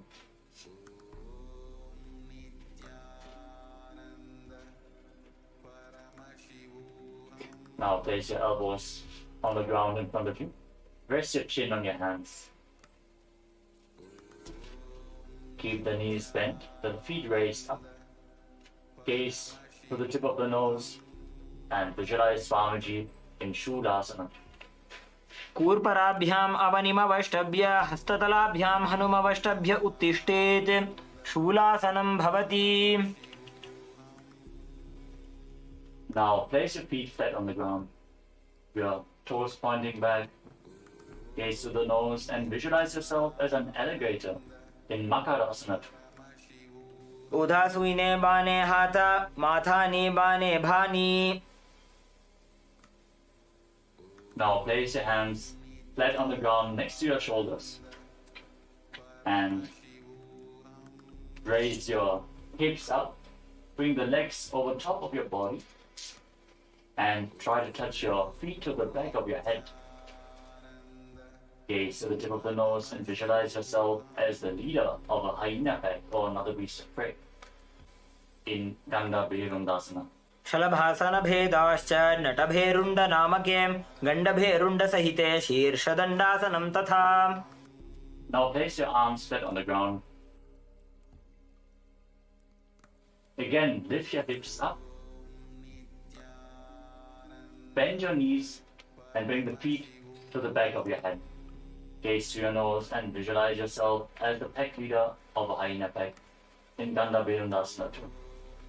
शलभासनभेदाश्च नटभेरुण्डनामके गण्डभेरुण्डसहिते शीर्षदण्डासनं तथा. Now bring your feet to the ground in front of your face. Keep visualizing yourself as a hyena pack leader in Ganda Bherundasana 3. शलभासनभेदाश्च नटभेरुण्डनामके गण्डभेरुण्डसहिते शीर्षदण्डासनं तथा. Now raise your feet up, straighten the leg, point the toes at a 45-degree angle, and visualize yourself as a locust in Viparita Shalabhasana 2. शलभासनभेदाश्च नटभेरुण्डनामके गण्डभेरुण्डसहिते शीर्षदण्डासनं तथा. Now bring your legs flat on the ground. Keep your hands at the side of your shoulders. Now, as you lay on your stomach, with the hands by the shoulders, tuck your toes and just ever so slightly lift your body off the ground. Keep it completely straight as you visualize yourself as sturdy as a wooden stick or staff in Chaturanga Dandasana. विपरीतं मण्डलं च द्विधैव विदितं हिनः दण्डासनं द्विधा प्रोक्तं विपरीतोपवेशने. Now come to a kneeling posture. Sit on top of your heels and lean forward and down. Hold on to your head with both hands. The elbows at the side of the knees. Touch your knees with your chin. Pull your stomach in and up and contract the perineal floor as you forcefully pull the apana vayu upwards within your body, visualizing yourself having no karma at all in Niranjana Karmasana. बालको गर्भशय्यायां तिष्ठेत् सङ्कुचितो यथा तथा गर्भासने योगी निरञ्जनविधिं भजेत्. Now rise up. Place your hands on the ground in front of you with the fingers pointing towards your body. Bend your elbows, bring them towards your navel, and lift the legs off the ground. Extend the legs straight. Be completely parallel to the ground. Visualize yourself as a peacock. Samana Kumbhaka. Without inhaling or exhaling, hold the prana in your navel region in Danda Mayurasana. मयूरं दण्डवत् कुर्यान् मायूरं दण्डनामकं कुर्यान् मायूरं पार्श्वाभ्यां मायूरपार्श्वनामकम्. Lower your body down.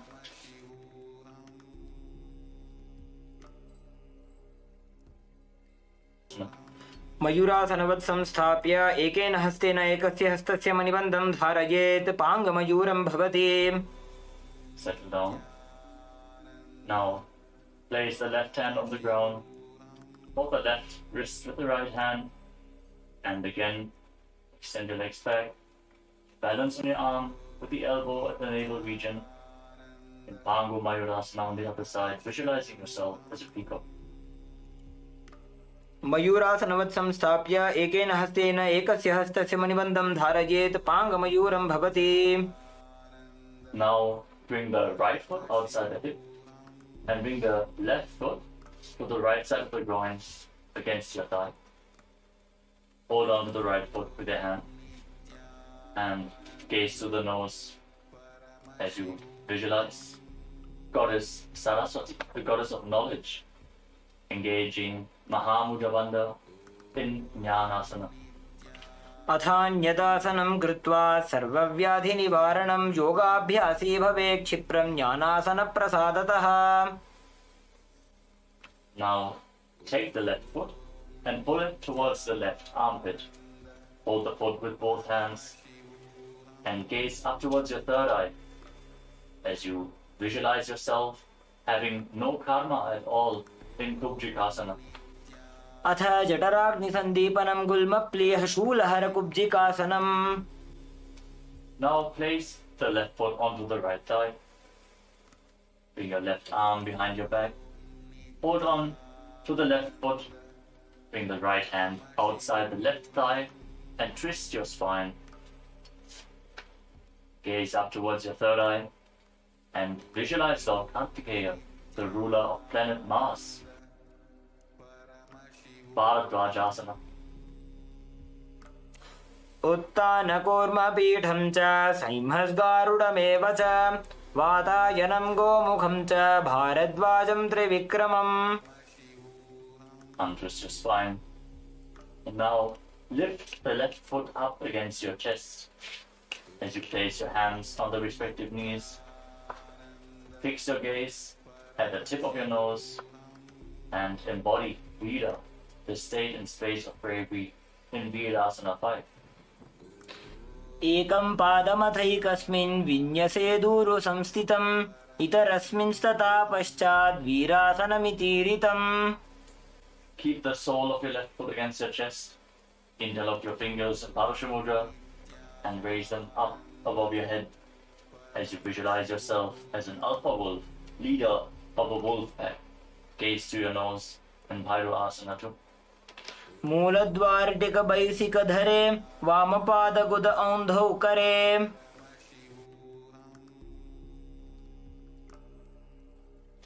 Now move the right foot to the outside of the left hip. Place the left foot flat on the ground with the knee raised. Bring your left arm around the raised knee and behind your back. Interlock your fingers behind your back as you gaze up towards your third eye and visualize Sage Matsindarata, the master of Hatha Yoga, in Baddha Matsindrasana. मत्स्येन्द्रपीठं जठरप्रदीप्तिं प्रचण्डरुक्मण्डलखण्डनास्त्रम् अभ्यासतः kundalini प्रबोधं दण्डस्थिरत्वं हि ददाति पुंसाम्. Now bring the left foot outside the hip and place the right foot on top of the left thigh. Hold on to the left foot with your hand as you gaze to the nose and visualize Goddess Saraswati as you perform Mahamudra Bandha in Jnanasana. अथान्यदासनं कृत्वा सर्वव्याधिनिवारणं योगाभ्यासी भवेत् क्षिप्रं ज्ञानासनप्रसादतः. Now lift the right foot towards the right armpit. Hold it with both hands as you gaze up towards your third eye and visualize yourself having no karma at all in Kubjikasana. अथ जठराग्निसन्दीपनं गुल्मप्लीहशूलहरकुब्जिकासनम्. Now place the right foot on the left thigh. Bring the right arm behind your back. Catch a hold of the right foot. And place the left hand outside of the right thigh to twist your spine. Gaze up to your third eye and visualize Lord Murugan in Bharadvajasana. उत्तानकूर्मपीठं च सैंहं गारुडमेव च वातायनं गोमुखं च भारद्वाजं त्रिविक्रमम्. Now lift the right foot to the left chest. Keep your hands on the respective knees as you gaze to the tip of the nose and embody Vira, the space and state of bravery in Virasana 5. एकं पादमथैकस्मिन् विन्यसेद् ऊरु संस्थितम् इतरस्मिंस्तथा पश्चात् वीरासनमितीरितम्. Now interlock your fingers and raise them up above your head. Gaze to the tip of the nose and visualize yourself as an alpha wolf, leader of a wolf pack in Bhairava. मूलद्वारिटिक बैसिक धरे वामपाद गुद औंधौ करे. Now lower your hands down. Bring the left foot to the outside of the right hip. Place the right foot flat on the ground. Bring the right arm around the raised knee and interlock your fingers behind.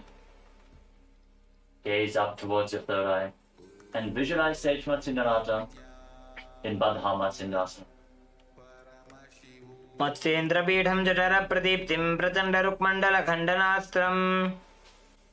Now bring the soles of the feet together in front of your perineum. Interlock the fingers around the toes. Push the knees to the mat. Gaze to the tip of the nose.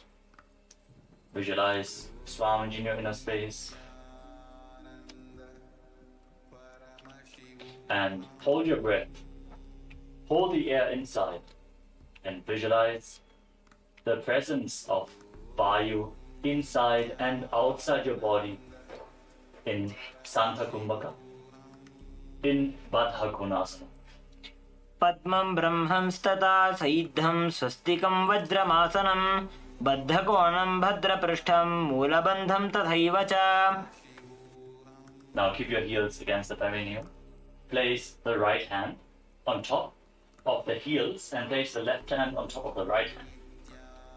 Gaze to the tip of the nose and visualize yourself as Lord Veeravatta in Bhadrasana 5. वृषणानी नीचे सीवनीना डाबा भागमा डाबा. Now raise your heels up and turn your feet inwards to sit down on the heels with the toes pointing back. Place your hands on the respective knees. Gaze to the tip of the nose. Visualize the Yoni Mandala, the visual representation of Devi Paramashiva Shakti as you perform Santa Kumbhaka. Hold the breath and visualize the prana inside and outside your body in Yonyasana. पादौ सम्मील्य पादाग्रे आधारे पार्श्निलिङ्गतः आनीय पादतलो संविशेत् योन्यासनं भवति. From the same position, now firmly hold your heels with your hands. Gaze to the third eye. Engage all the bandhas and visualize Sage Gorakhnath, the founder of the Nithya Yoga Hindu Sampradaya, in Gorakshasana Padrasana. वृषणनीनी चैसीवनी नाडाबा भागमाडाबा पगनी. Now bring your hands behind the back.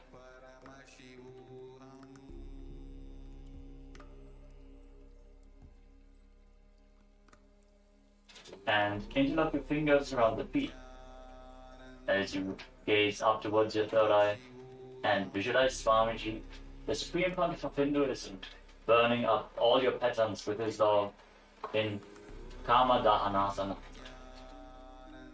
भद्रासनं सुखं स्थाप्य विपरीते तु द्वेपदे अनेन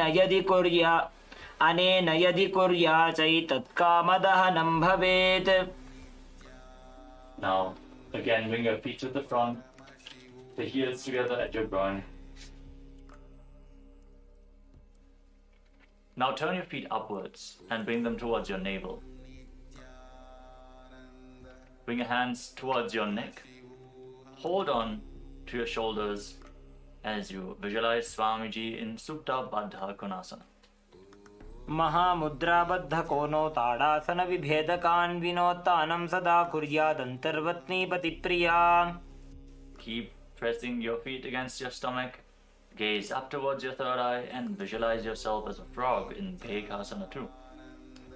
ध्यायेद्धिचित्पदं भ्रान्तमासनस्थसुखाय च यदि सर्वाङ्गमुत्तोल्य गगने खेचरासनम्.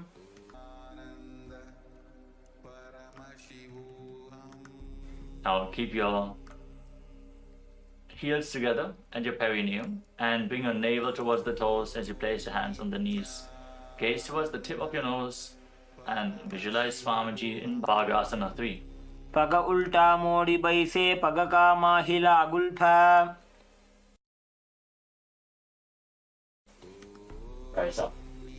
The next asana is Siddhi Jivasana. As you keep the soles of the feet upwards towards your stomach, place your hands on the respective knees and gaze to the nose. Visualize yourself living the life of a perfected yogi. Put your stomach in and up. पगा को सोजो जाई. The next asana is Panipatrasana. With the soles of the feet inwards towards your stomach, join your hands in Anjali Mudra in front of your chest. Visualize yourself as a source of water. नाभौ संस्थाप्य गुल्फौ च तन्मध्ये करपात्रताम् शनैर्यत्नेन कुर्वीत पाणिपात्रं तदुच्यते. Now, one by one, raise your feet up into your armpits and interlock your fingers and place your hands on top of your head.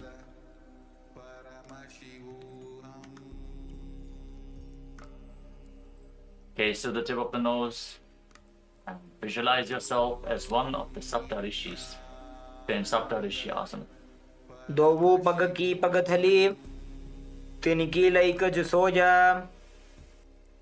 Relax. Now bring your feet in so the heels are touching your navel. Push the knees together and bring the outside of your thighs down on the ground. Visualize yourself as a pearl born from the womb of, as you visualize yourself as a pearl born from the womb of an oyster in Sukhyasana. पार्श्विनाभौ संस्थाप्य जङ्घाबहिः प्रदेशेन सम्मीलयेत् श्रुक्यासनं भवति. Now slide your knees apart so you can keep your feet on top of opposite thighs in Padmasana. Place your hands down on the mat in front of your body. Lean forward. Press your hips down in the ground. Lift your head up. Stick your tongue out. Gaze to your third eye. And sit and be in the space of Advaita, oneness with Swamiji in Sthitarasana. जमनो पगने फने डाबा पगनी आगनी चे. Now place your hands flat on your knees. Gaze up towards your third eye. Pull your stomach in and up in Uddiyana Bandha and visualize yourself formed from a lotus flower in Ambujasana as you keep your mouth in the shape of the beak of a crow and inhale through your mouth in Ambujasana. अपानमुत्थापय शनैः स्वशक्तितः प्राणं समाकृष्य. Now maintain your legs in Padmasana posture. Cross your arms in front of your body and place your hands flat on the respective knees.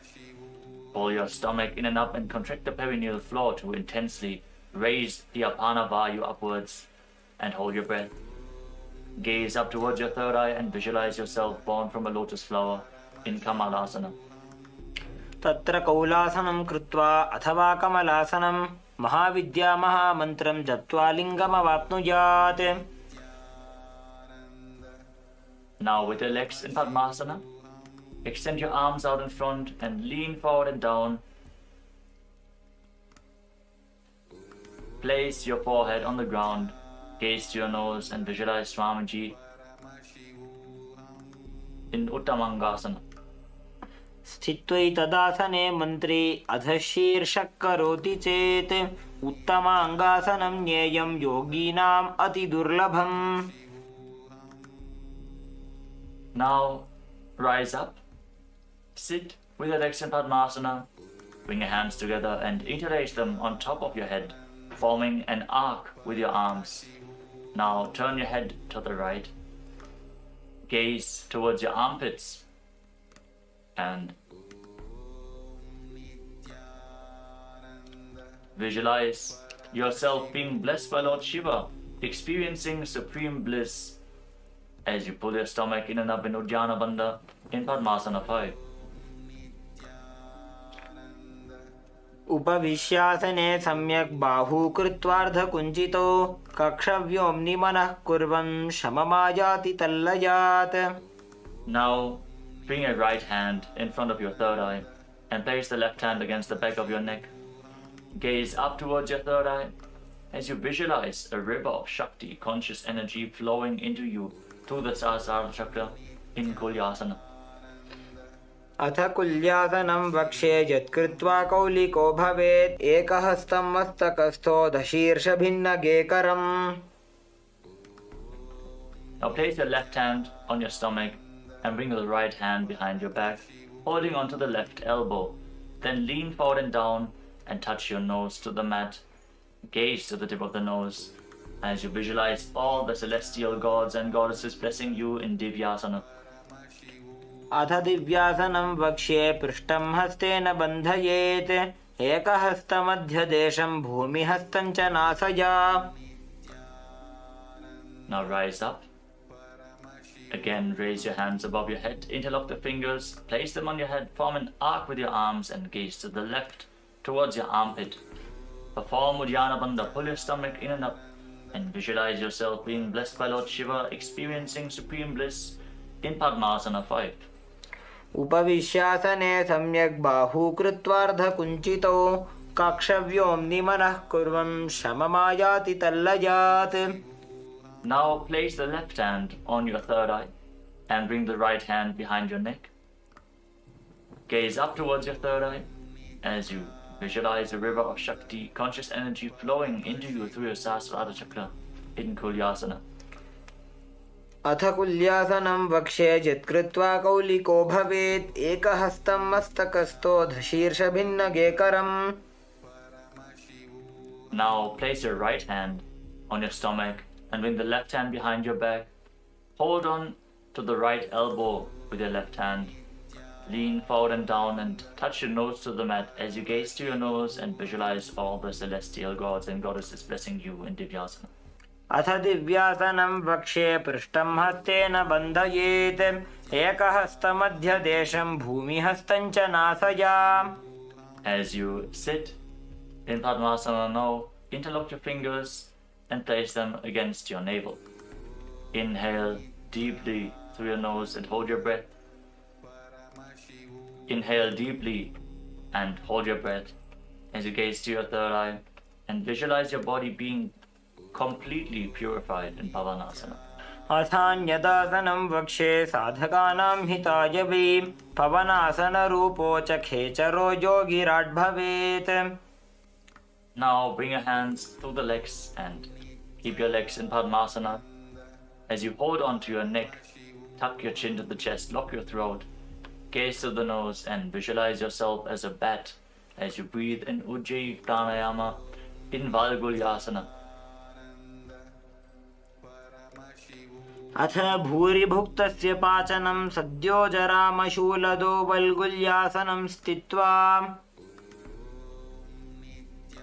Now unlock your throat, pull your stomach in and up in Uddiyana Bandha as you gaze to the tip of the nose and visualize Lord Rama in your inner space in Parasharamasana too. प्रथमकरे पद्मासन आचे सूधोसो वे भूपरिपाछे.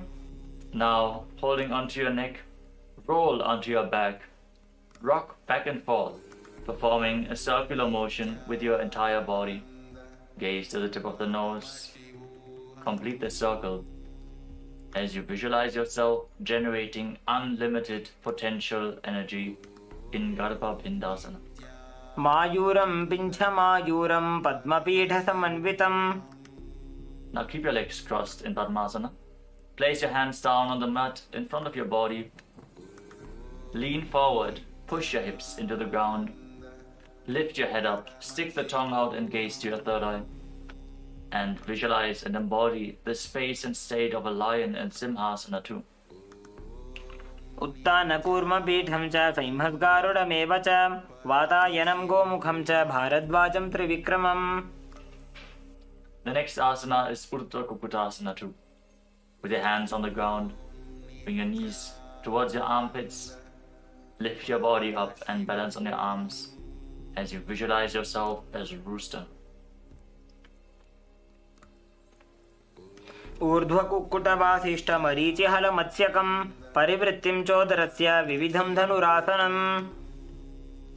Now sit in Padmasana, pull your feet in closer towards your body, then cross your arms behind your back and hold on to the big toes in Prana Mudra with index and middle fingers.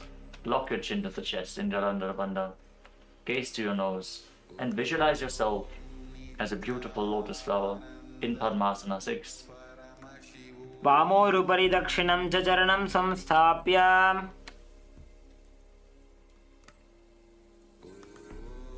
Now raise your head and pull your stomach in and up as you keep holding on to the feet behind your back. Gaze to the nose and visualize yourself as a beautiful lotus flower in Bandha Padmasana. पद्मासनं सुसंस्थाप्य तदङ्गुष्ठद्वयं पुनः व्युत्क्रमेणैव हस्ताभ्यां बद्धपद्मासनं भवेत्. Maintain your legs to Padmasana. Now bring your hands towards the neck and press the Vijnana Nadis outside of your spine. Press your chin to the chest. Force the prana upwards. Gaze to the tip of the nose and visualize yourself as Paramashiva and renounce the society of man in Padmasana 7. पद्मासनस्थिता Yogi जनसङ्गविवर्जितः विज्ञाननाडिद्वितीयमङ्गुलीभ्यां निरोधयेत्. Sit with your legs crossed as a Padmasana. Lay down on your back and kick your legs and hips up. Support your lower back with your hands. Bear your body weight with your elbows. Gaze to your nose. Lock your chin to the chest and visualize yourself as an inverted lotus flower in Urdhva Padmasana. Pratama Ardha Padmasana Nipethe. Now lay down on your back. Join your hands above the head in Anjali Mudra. Feel the energy flowing up along your spine as you engage all the bandhas. Cleanse your body. Gaze to the nose and visualize yourself as a mountain standing stable for thousands of years in Parvatasana 2. अथ वक्षे महादेव पर्वतासन मंगलम यत्कृत्वा स्थिररूपी स्यात् षट्चक्रादिविलोपनम्. Now lay down flat on your back. Place your hands on your stomach and gaze to the nose.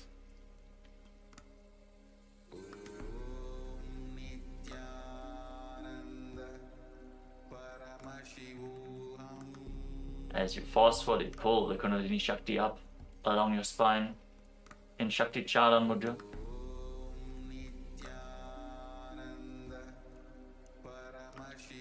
Visualize your body is dead and Swamiji, the supreme pontiff of Hinduism, is liberating you in Shivasana 2 as you internally chant Om Nithyananda Paramashivoham.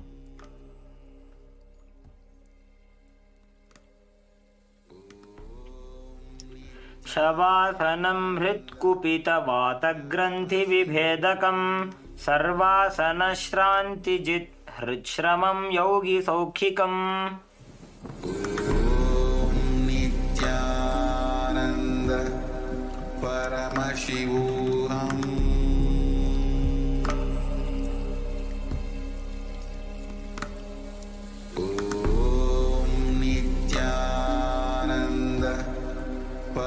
Paramashivoham.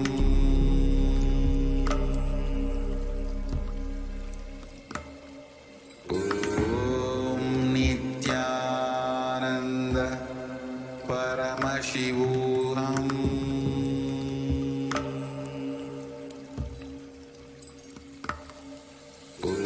Om Nithyananda Paramashivoham. Paramashivoham.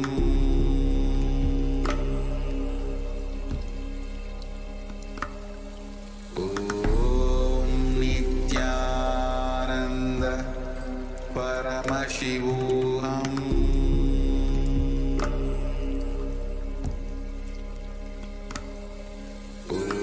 Om Nithyananda Paramashivoham.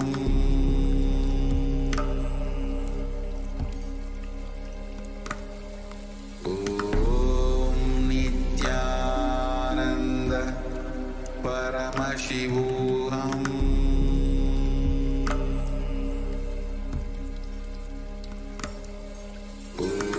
Om Nithyananda Paramashivoham.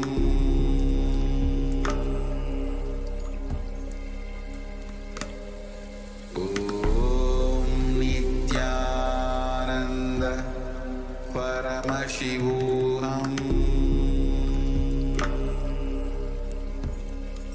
Paramashivoham.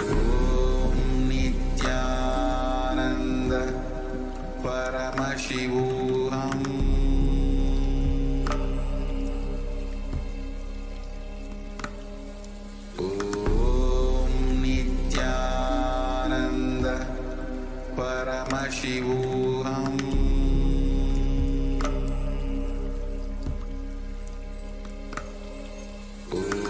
Om Nithyananda Paramashivoham.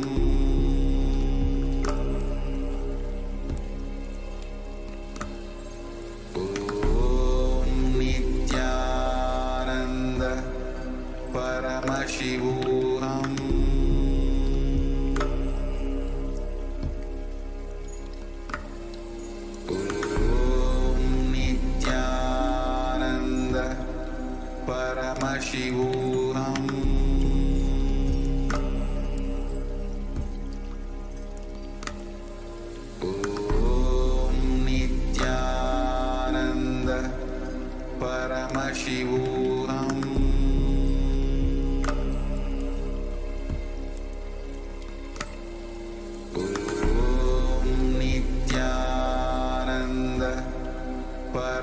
Paramashivoham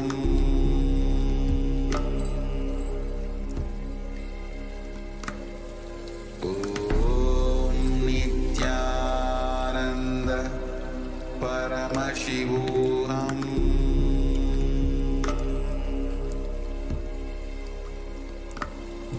Om Nithyananda Paramashivoham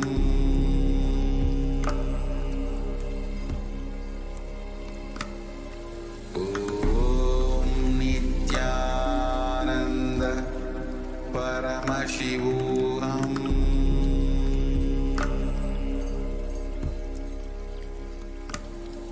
Om Nithyananda Paramashivoham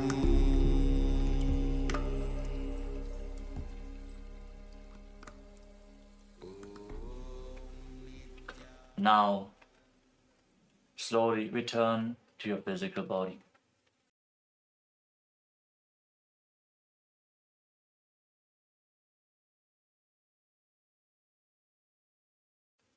Start to wiggle your fingers and toes. Rotate your wrists and your ankles.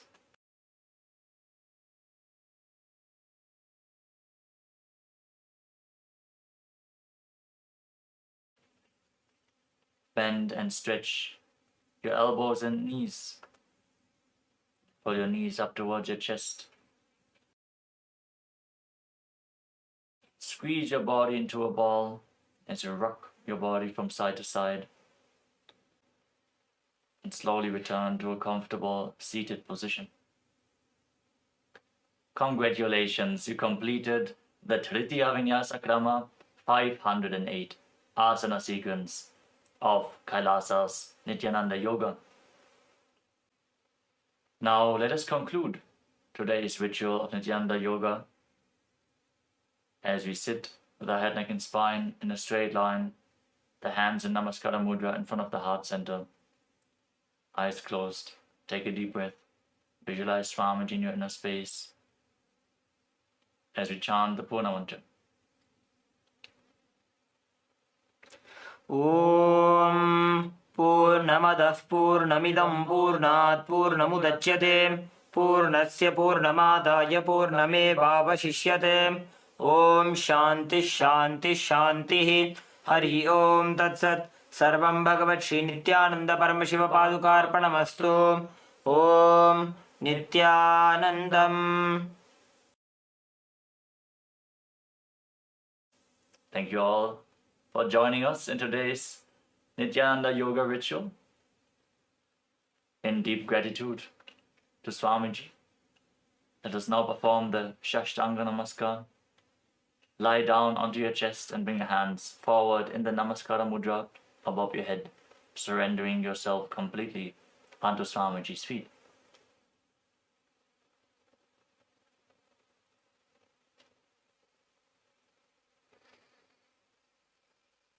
Relax. Rise up. Thank you all so much for joining us today, performing Kailasa's Nithyananda Yoga. Hope to see you all tomorrow in one of our live sessions. Also, check out the Pratama Vinyasa Krama, the 108 asana sequence, and the Dvitiya Vinyasa Krama, the 308 asana sequence, which is available on live stream 24/7 on Kailasa's Nithyananda Yoga YouTube channel. Thank you all. Nithyanandam.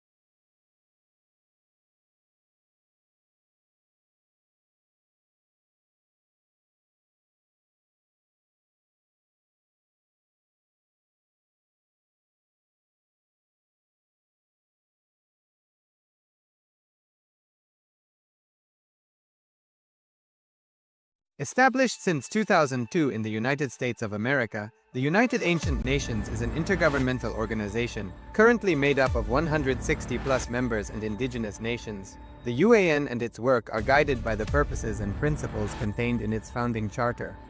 The UAN is a manifestation of the profound connection amongst indigenous peoples across the world, including African, Andean, American, European, Caribbean, Oceanic, and Asian regions, rooted in shared wisdom, sustainable practices, and deep reverence for the earth.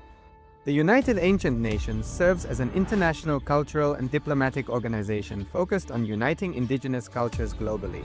Our governance structure is council-based without territorial claims, led by a collective leadership through our General Secretariat. As a non-state entity with UN-style advocacy, we focus on several key areas: cultural and digital heritage preservation, indigenous diplomacy, revival of indigenous knowledge systems to solve humanity's problems, global peace, environmental preservation, health and wellness, sustained economic development, indigenous and cultural tourism. While the UAN represents numerous indigenous cultures, the United States of Kailasa serves as the first indigenous nation specifically for Hindus. Kailasa's mission is focused on the revival of the ancient enlightened Sanatana Hindu civilization, with a formal governance structure including a head of state, ministers, and ambassadors. Under the leadership of SPH, Supreme Pontiff of Hinduism, Bhagavan Nithyananda Paramashivam, Kailasa has achieved recognition as a sovereign subject of international law, possessing distinctive attributes of juridical statehood. The United States of Kailasa is the main sponsor of the proposed UAN headquarters. This initiative would bring forth an estimated $100 million in revenue for the host country through summits, conferences, tourism, and development projects. The proposed UAN headquarters would represent the world's indigenous nations and peoples through its architectural design. It would blend the best of all worlds, featuring top modern architecture, the highest green building standards, and ancient Vastu architectural principles. This headquarters would serve as a central hub for indigenous diplomacy, cultural preservation, and collaborative efforts towards sustainable development and global peace. Through this initiative, we aim to create a dignified platform for indigenous leadership rooted in ancestral wisdom, cultural legitimacy, and collaborative innovation, enhancing global dialogue and regional stability. The establishment of the UAN headquarters would position a host country at the forefront of a global movement promoting indigenous wisdom while creating significant economic opportunities for the nation and its people.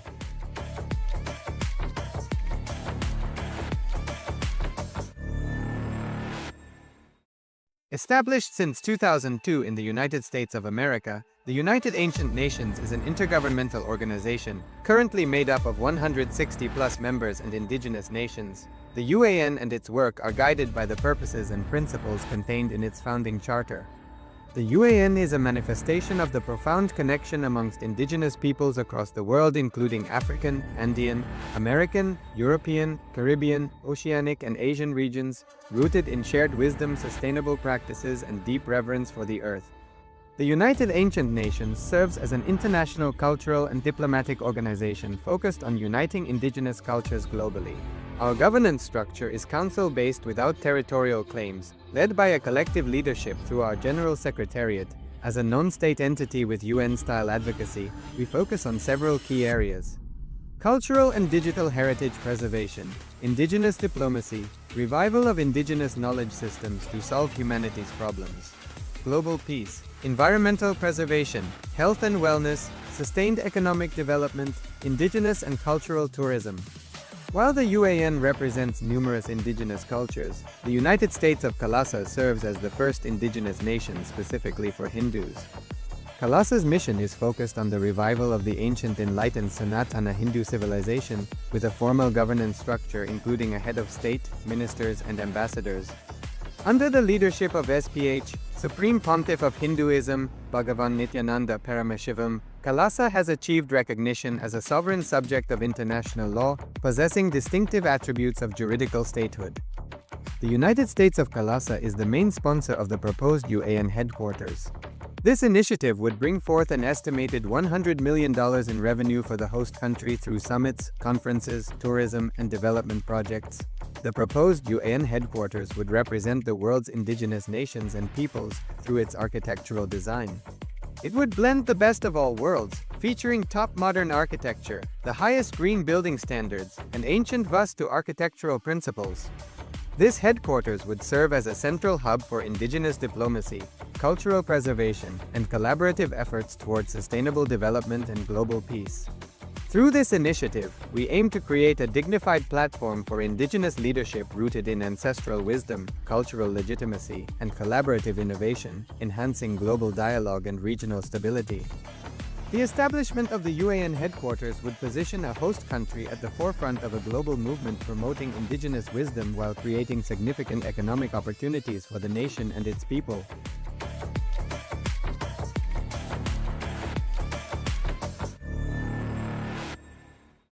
Established since 2002 in the United States of America, the United Ancient Nations is an intergovernmental organization, currently made up of 160+ members and indigenous nations. The UAN and its work are guided by the purposes and principles contained in its founding charter.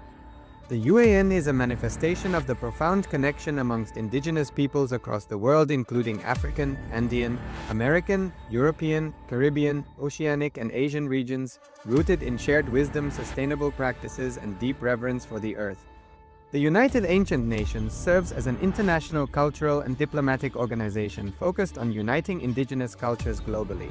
Our governance structure is council-based without territorial claims, led by a collective leadership through our General Secretariat.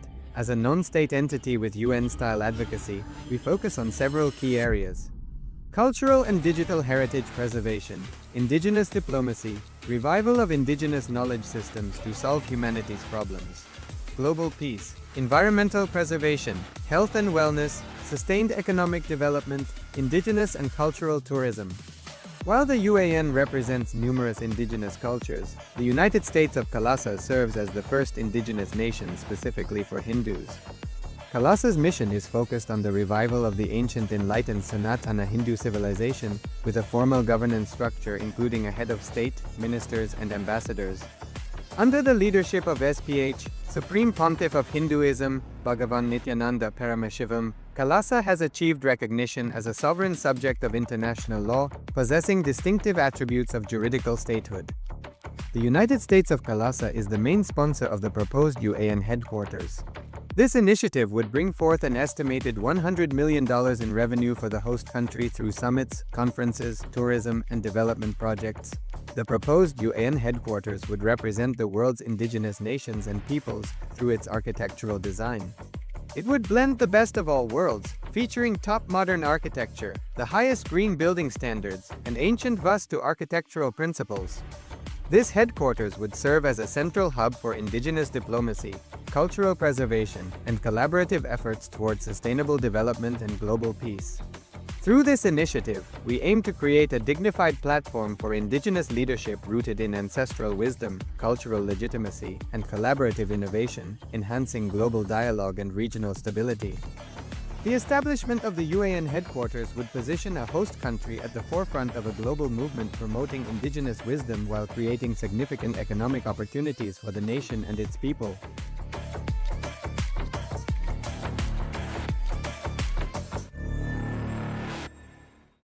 Established since 2002 in the United States of America, the United Ancient Nations is an intergovernmental organization, currently made up of 160+ members and indigenous nations. The UAN and its work are guided by the purposes and principles contained in its founding charter.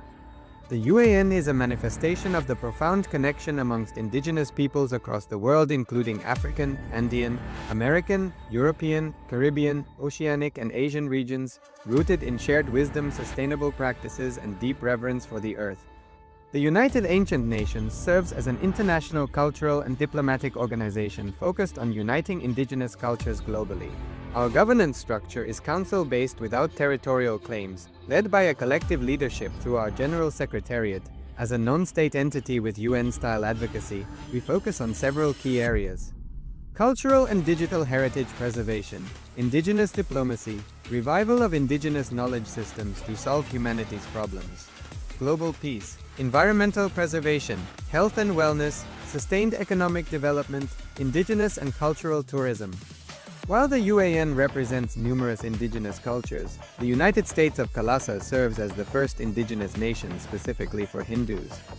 Kailasa's mission is focused on the revival of the ancient enlightened Sanatana Hindu civilization, with a formal governance structure including a head of state, ministers, and ambassadors. Under the leadership of SPH, Supreme Pontiff of Hinduism, Bhagavan Nithyananda Paramashivam, Kailasa has achieved recognition as a sovereign subject of international law, possessing distinctive attributes of juridical statehood. The United States of Kailasa is the main sponsor of the proposed UAN headquarters.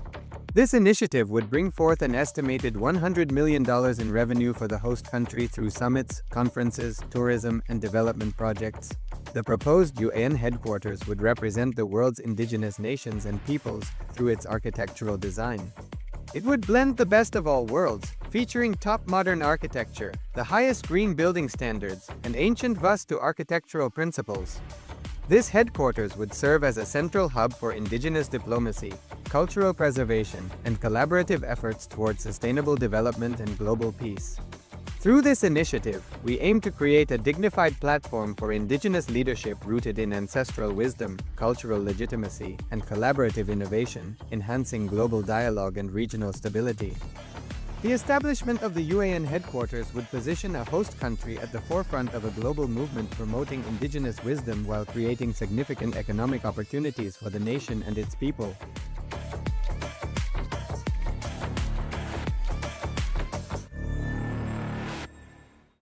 Established since 2002 in the United States of America, the United Ancient Nations is an intergovernmental organization, currently made up of 160+ members and indigenous nations. The UAN and its work are guided by the purposes and principles contained in its founding charter. The UAN is a manifestation of the profound connection amongst indigenous peoples across the world, including African, Andean, American, European, Caribbean, Oceanic, and Asian regions, rooted in shared wisdom, sustainable practices, and deep reverence for the earth. The United Ancient Nations serves as an international cultural and diplomatic organization focused on uniting indigenous cultures globally. Our governance structure is council-based without territorial claims, led by a collective leadership through our General Secretariat. As a non-state entity with UN-style advocacy, we focus on several key areas: cultural and digital heritage preservation, indigenous diplomacy, revival of indigenous knowledge systems to solve humanity's problems, global peace, environmental preservation, health and wellness, sustained economic development, indigenous and cultural tourism. While the UAN represents numerous indigenous cultures, the United States of Kailasa serves as the first indigenous nation specifically for Hindus. Kailasa's mission is focused on the revival of the ancient enlightened Sanatana Hindu civilization, with a formal governance structure including a head of state, ministers, and ambassadors. Under the leadership of SPH, Supreme Pontiff of Hinduism, Bhagavan Nithyananda Paramashivam, Kailasa has achieved recognition as a sovereign subject of international law, possessing distinctive attributes of juridical statehood. The United States of Kailasa is the main sponsor of the proposed UAN headquarters. This initiative would bring forth an estimated $100 million in revenue for the host country through summits, conferences, tourism, and development projects. The proposed UAN headquarters would represent the world's indigenous nations and peoples through its architectural design. It would blend the best of all worlds, featuring top modern architecture, the highest green building standards, and ancient Vastu architectural principles. This headquarters would serve as a central hub for indigenous diplomacy, cultural preservation, and collaborative efforts towards sustainable development and global peace. Through this initiative, we aim to create a dignified platform for indigenous leadership rooted in ancestral wisdom, cultural legitimacy, and collaborative innovation, enhancing global dialogue and regional stability. The establishment of the UAN headquarters would position a host country at the forefront of a global movement promoting indigenous wisdom while creating significant economic opportunities for the nation and its people.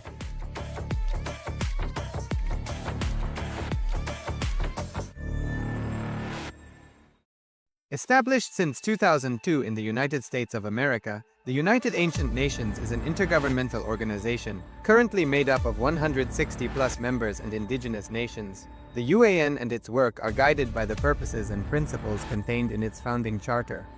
The UAN is a manifestation of the profound connection amongst indigenous peoples across the world, including African, Andean, American, European, Caribbean, Oceanic, and Asian regions, rooted in shared wisdom, sustainable practices, and deep reverence for the earth. The United Ancient Nations serves as an international cultural and diplomatic organization focused on uniting indigenous cultures globally. Our governance structure is council-based without territorial claims, led by a collective leadership through our General Secretariat. As a non-state entity with UN-style advocacy, we focus on several key areas: cultural and digital heritage preservation, indigenous diplomacy, revival of indigenous knowledge systems to solve humanity's problems, global peace, environmental preservation, health and wellness, sustained economic development, indigenous and cultural tourism. While the UAN represents numerous indigenous cultures, the United States of Kailasa serves as the first indigenous nation specifically for Hindus. Kailasa's mission is focused on the revival of the ancient enlightened Sanatana Hindu civilization, with a formal governance structure including a head of state, ministers, and ambassadors. Under the leadership of SPH, Supreme Pontiff of Hinduism, Bhagavan Nithyananda Paramashivoham, Kailasa has achieved recognition as a sovereign subject of international law, possessing distinctive attributes of juridical statehood. The United States of Kailasa is the main sponsor of the proposed UAN headquarters. This initiative would bring forth an estimated $100 million in revenue for the host country through summits, conferences, tourism, and development projects. The proposed UAN headquarters would represent the world's indigenous nations and peoples through its architectural design. It would blend the best of all worlds, featuring top modern architecture, the highest green building standards, and ancient Vastu architectural principles. This headquarters would serve as a central hub for indigenous diplomacy, cultural preservation, and collaborative efforts towards sustainable development and global peace.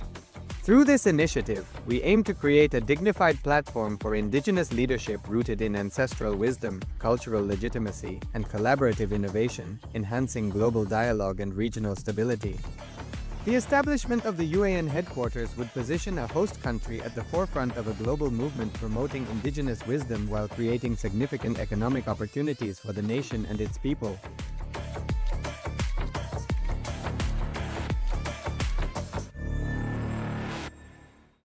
Established since 2002 in the United States of America, the United Ancient Nations is an intergovernmental organization, currently made up of 160+ members and indigenous nations. The UAN and its work are guided by the purposes and principles contained in its founding charter. The UAN is a manifestation of the profound connection amongst indigenous peoples across the world, including African, Andean, American, European, Caribbean, Oceanic, and Asian regions, rooted in shared wisdom, sustainable practices, and deep reverence for the earth. The United Ancient Nations serves as an international cultural and diplomatic organization focused on uniting indigenous cultures globally. Our governance structure is council-based without territorial claims, led by a collective leadership through our General Secretariat. As a non-state entity with UN-style advocacy, we focus on several key areas: cultural and digital heritage preservation, indigenous diplomacy, revival of indigenous knowledge systems to solve humanity's problems, global peace, environmental preservation, health and wellness, sustained economic development, indigenous and cultural tourism. While the UAN represents numerous indigenous cultures, the United States of Kailasa serves as the first indigenous nation specifically for Hindus. Kailasa's mission is focused on the revival of the ancient enlightened Sanatana Hindu civilization, with a formal governance structure including a head of state, ministers, and ambassadors. Under the leadership of SPH, Supreme Pontiff of Hinduism, Bhagavan Nithyananda Paramashivam, Kailasa has achieved recognition as a sovereign subject of international law, possessing distinctive attributes of juridical statehood. The United States of Kailasa is the main sponsor of the proposed UAN headquarters. This initiative would bring forth an estimated $100 million in revenue for the host country through summits, conferences, tourism, and development projects. The proposed UAN headquarters would represent the world's indigenous nations and peoples through its architectural design. It would blend the best of all worlds, featuring top modern architecture, the highest green building standards, and ancient Vastu architectural principles. This headquarters would serve as a central hub for indigenous diplomacy, cultural preservation, and collaborative efforts towards sustainable development and global peace. Through this initiative, we aim to create a dignified platform for indigenous leadership rooted in ancestral wisdom, cultural legitimacy, and collaborative innovation, enhancing global dialogue and regional stability. The establishment of the UAN headquarters would position a host country at the forefront of a global movement promoting indigenous wisdom while creating significant economic opportunities for the nation and its people.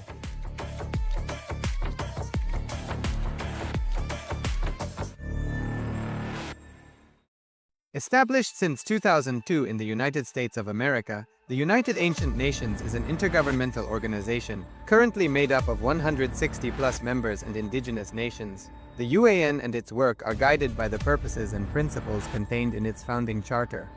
The UAN is a manifestation of the profound connection amongst indigenous peoples across the world, including African, Andean, American, European, Caribbean, Oceanic, and Asian regions, rooted in shared wisdom, sustainable practices, and deep reverence for the earth. The United Ancient Nations serves as an international cultural and diplomatic organization focused on uniting indigenous cultures globally.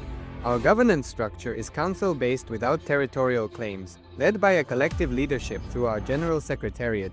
As a non-state entity with UN-style advocacy, we focus on several key areas: cultural and digital heritage preservation, indigenous diplomacy, revival of indigenous knowledge systems to solve humanity's problems, global peace, environmental preservation, health and wellness, sustained economic development, indigenous and cultural tourism. While the UAN represents numerous indigenous cultures, the United States of Kailasa serves as the first indigenous nation specifically for Hindus. Kailasa's mission is focused on the revival of the ancient enlightened Sanatana Hindu civilization, with a formal governance structure including a head of state, ministers, and ambassadors. Under the leadership of SPH, Supreme Pontiff of Hinduism, Bhagavan Nithyananda Paramashivoham, Kailasa has achieved recognition as a sovereign subject of international law, possessing distinctive attributes of juridical statehood. The United States of Kailasa is the main sponsor of the proposed UAN headquarters. This initiative would bring forth an estimated $100 million in revenue for the host country through summits, conferences, tourism, and development projects. The proposed UAN headquarters would represent the world's indigenous nations and peoples through its architectural design. It would blend the best of all worlds, featuring top modern architecture, the highest green building standards, and ancient Vastu architectural principles. This headquarters would serve as a central hub for indigenous diplomacy, cultural preservation, and collaborative efforts towards sustainable development and global peace. Through this initiative, we aim to create a dignified platform for indigenous leadership rooted in ancestral wisdom, cultural legitimacy, and collaborative innovation, enhancing global dialogue and regional stability. The establishment of the UAN headquarters would position a host country at the forefront of a global movement promoting indigenous wisdom while creating significant economic opportunities for the nation and its people.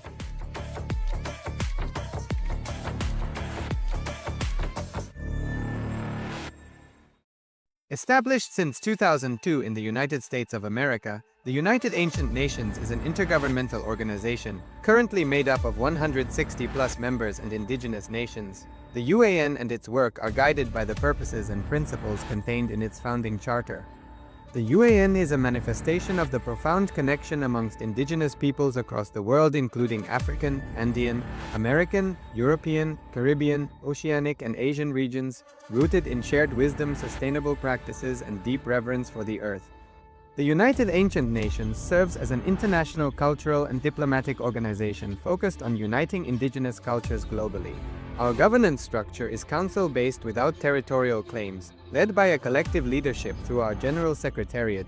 As a non-state entity with UN-style advocacy, we focus on several key areas: cultural and digital heritage preservation, indigenous diplomacy, revival of indigenous knowledge systems to solve humanity's problems, global peace, environmental preservation, health and wellness, sustained economic development, indigenous and cultural tourism. While the UAN represents numerous indigenous cultures, the United States of Kailasa serves as the first indigenous nation specifically for Hindus. Kailasa's mission is focused on the revival of the ancient enlightened Sanatana Hindu civilization, with a formal governance structure including a head of state, ministers, and ambassadors. Under the leadership of SPH, Supreme Pontiff of Hinduism, Bhagavan Nithyananda Paramashivam, Kailasa has achieved recognition as a sovereign subject of international law, possessing distinctive attributes of juridical statehood. The United States of Kailasa is the main sponsor of the proposed UAN headquarters. This initiative would bring forth an estimated $100 million in revenue for the host country through summits, conferences, tourism, and development projects. The proposed UAN headquarters would represent the world's indigenous nations and peoples through its architectural design. It would blend the best of all worlds, featuring top modern architecture, the highest green building standards, and ancient Vastu architectural principles. This headquarters would serve as a central hub for indigenous diplomacy, cultural preservation, and collaborative efforts towards sustainable development and global peace. Through this initiative, we aim to create a dignified platform for indigenous leadership rooted in ancestral wisdom, cultural legitimacy, and collaborative innovation, enhancing global dialogue and regional stability. The establishment of the UAN headquarters would position a host country at the forefront of a global movement promoting indigenous wisdom while creating significant economic opportunities for the nation and its people.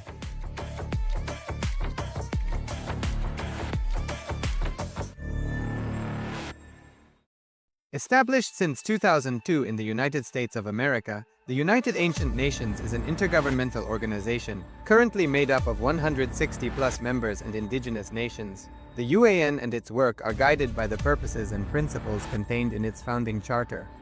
The UAN is a manifestation of the profound connection amongst indigenous peoples across the world, including African, Andean, American, European, Caribbean, Oceanic, and Asian regions, rooted in shared wisdom, sustainable practices, and deep reverence for the earth. The United Ancient Nations serves as an international cultural and diplomatic organization focused on uniting indigenous cultures globally. Our governance structure is council-based without territorial claims, led by a collective leadership through our General Secretariat. As a non-state entity with UN-style advocacy, we focus on several key areas: cultural and digital heritage preservation, indigenous diplomacy, revival of indigenous knowledge systems to solve humanity's problems, global peace, environmental preservation, health and wellness, sustained economic development, indigenous and cultural tourism. While the UAN represents numerous indigenous cultures, the United States of Kailasa serves as the first indigenous nation specifically for Hindus. Kailasa's mission is focused on the revival of the ancient enlightened Sanatana Hindu civilization, with a formal governance structure including a head of state, ministers, and ambassadors. Under the leadership of SPH, Supreme Pontiff of Hinduism, Bhagavan Nithyananda Paramashivam, Kailasa has achieved recognition as a sovereign subject of international law, possessing distinctive attributes of juridical statehood. The United States of Kailasa is the main sponsor of the proposed UAN headquarters. This initiative would bring forth an estimated $100 million in revenue for the host country through summits, conferences, tourism, and development projects. The proposed UAN headquarters would represent the world's indigenous nations and peoples through its architectural design. Nithyananda, I'm requesting Kailasa LA to please turn on your camera.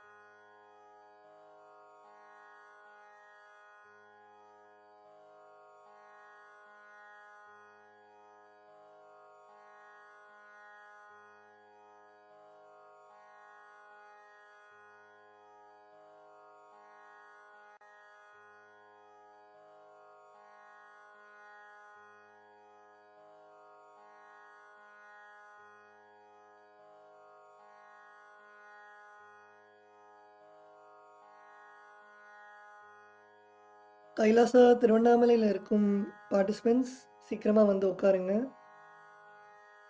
பூஜையை ஆரம்பிக்கணும்.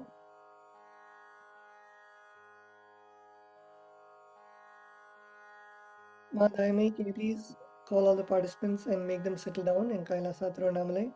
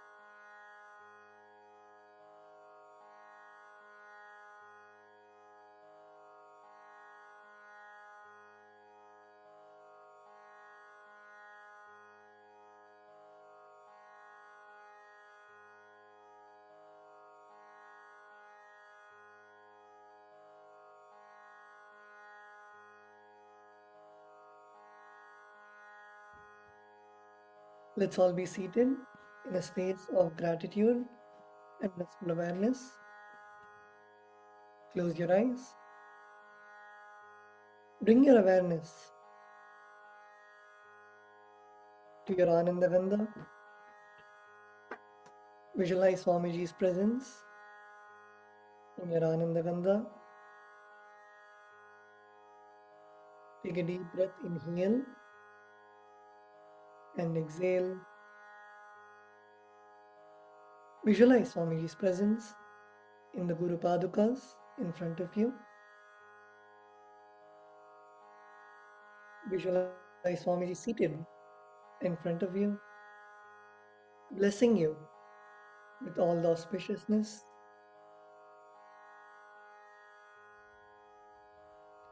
The puja is the time, your personal time with Bhagavan Paramashiva and with Swamiji.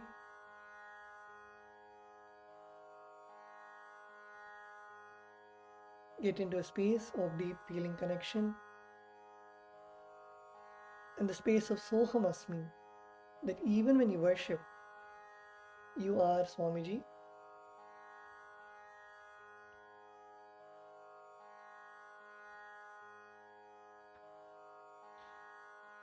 Be in the space of gratitude for all the boons, all the blessings that Swamiji is showering on all of us.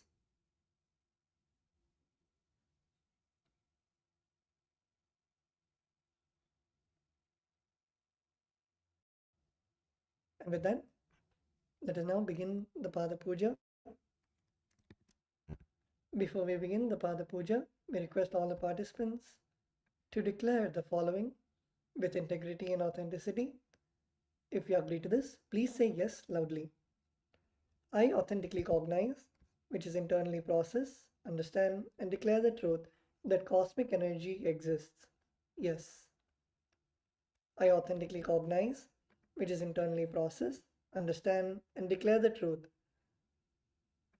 that Swamiji, Bhagavan Nithyananda Paramashivam, Devi Nithyanandeshwari Paramashiva Shakti, the Guru Padukas, and the Atmalinga are the Chinmaya Vigrahas, the embodiments and representations of that very cosmic energy. Yes. I authentically cognize, which is internally process, understand, and declare the truth that whatever I offer during the Pada Puja and Paramashiva Puja will reach the cosmic source of energy directly. Yes.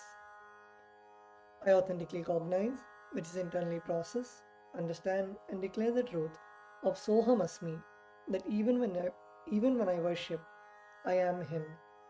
Yes. We will now begin with the Sadguru Vandanam, where we offer our gratitude to our Guru, our beloved Swamiji. The meaning of the mantra we are now going to chant is, I surrender to that Guru who is the eternal bliss, the bestower of supreme happiness, the one who is the embodiment of wisdom, who is beyond duality, who is omnipresent, to whom the supreme goal is giving the enlightenment experience, who is eternal, pure, and unshakable, who is the silent spectator of all thought processes, who is beyond emotions, and who is without the three qualities called Sattva, Rajas, and Tamas. Now please take a few flowers in your hands and close your eyes and offer the flowers at Swamiji's Padukas at the end of the mantra. Nithyanandam Paramasukatam Kevalam Jnanamurtim Vandvatitam Gagana Sadrisham Tattvamasyadilaksham Ekam Nityam Vimalamachalam Sarvadhi Sakshi Bhutam Bhavatitam Trigunarahitam Sadgurum Tam Namami. The next is the Guru Parampara Vandanam. In the Guru Parampara Vandanam, we offer up our gratitude to the eternal lineage of all the Gurus, the enlightened masters. The meaning of the mantra we are now going to chant is, I surrender to the lineage of all the enlightened masters, which has Bhagavan Nithyananda Paramashiva as the beginning, Devi Nithyanandeshwari Paramashiva Shakti as the middle, and my master, Bhagavan Nithyananda Paramashivam at the end. Now please take a few flowers in your hands and close your eyes and offer the flowers at Swamiji's padukas at the end of the mantra. Nithyanandeshwara Paramashiva Samarambham Nithyanandeshwari Paramashiva Shakti Madhyamam Nithyananda Pariyantam Vande Guru Paramparam. The next is the offering of the Arunagiri Yogeshwara Vandanam. In the Arunagiri Yogeshwara Vandanam, we offer our respects and gratitude to Bhagavan Arunagiri Yogeshwara, who is the incarnation of Paramashiva. The meaning of the mantra we are now going to chant is the Arunagiri Yogeshwara, who is the Lord of all beings, who has the sacred musk paste applied on his forehead, who has a glittering stick, who has worn a loin cloth on his glittering hip, who has worn the Datura flower, the king cobra, and a crescent moon on his forehead. That Arunagiri Yogeshwara's presence happens. Now please take a few flowers in your hands and close your eyes and offer the flowers at Swamiji's padukas at the end of the mantra. Lalate Tripundri Nitilakrita Kasturi Tilakaha Spuranmala Spurita Katikaupi Navasanaha Dadhano Dustaram Shirasi Panirajam Shashikalam Pradeepas Sarvesham Arunagiri Yogi Vijayate. The next is the Tattvachamanam, the ritualistic cleansing of the mouth. Now keeping your right hand in the Gokarna Mudra, pour an udharani of water into your right palm and sip the water from the base of your palm each time the word Svadha is chanted. Om Atmadattvam Shodhayami Svadha, Om Vidyadattvam Shodhayami Svadha, Om Shivadattvam Shodhayami Svadha.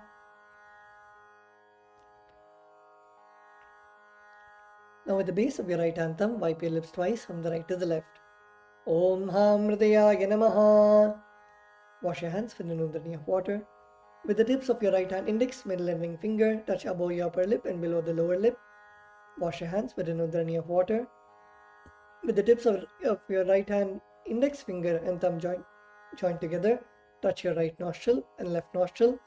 With the tips of your ring finger and thumb joint together, touch your right eye, right ear and left ear.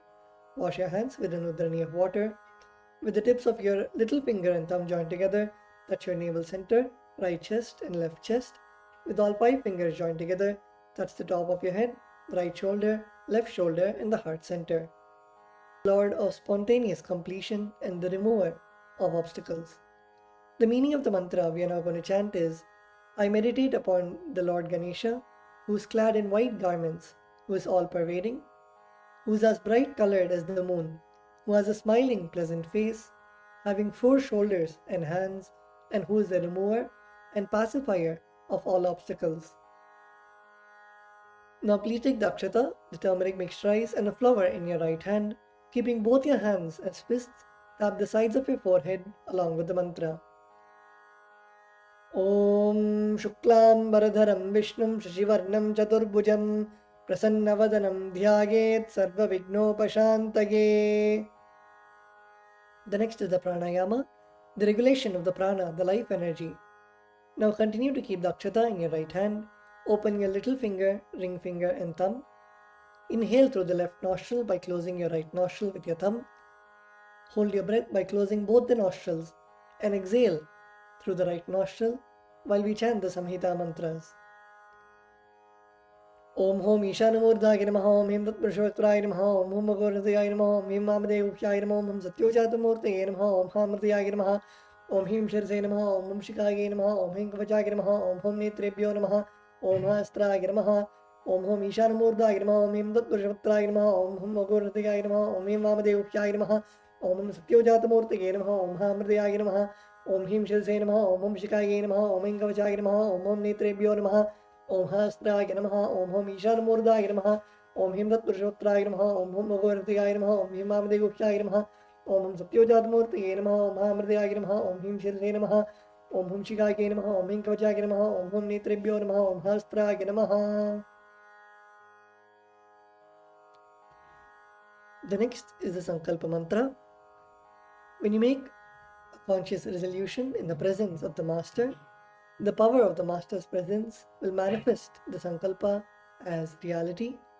Please close your eyes and visualize the Sankalpa, the intention that you want to manifest for today.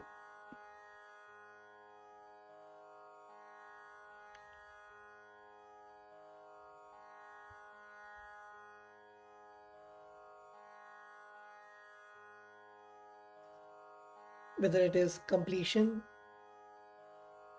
or anything that you want to manifest, hold it in your inner space.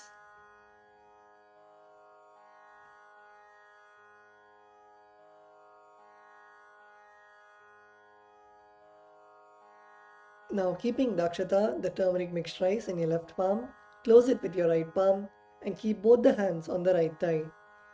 We will now begin the Sankalpa mantra.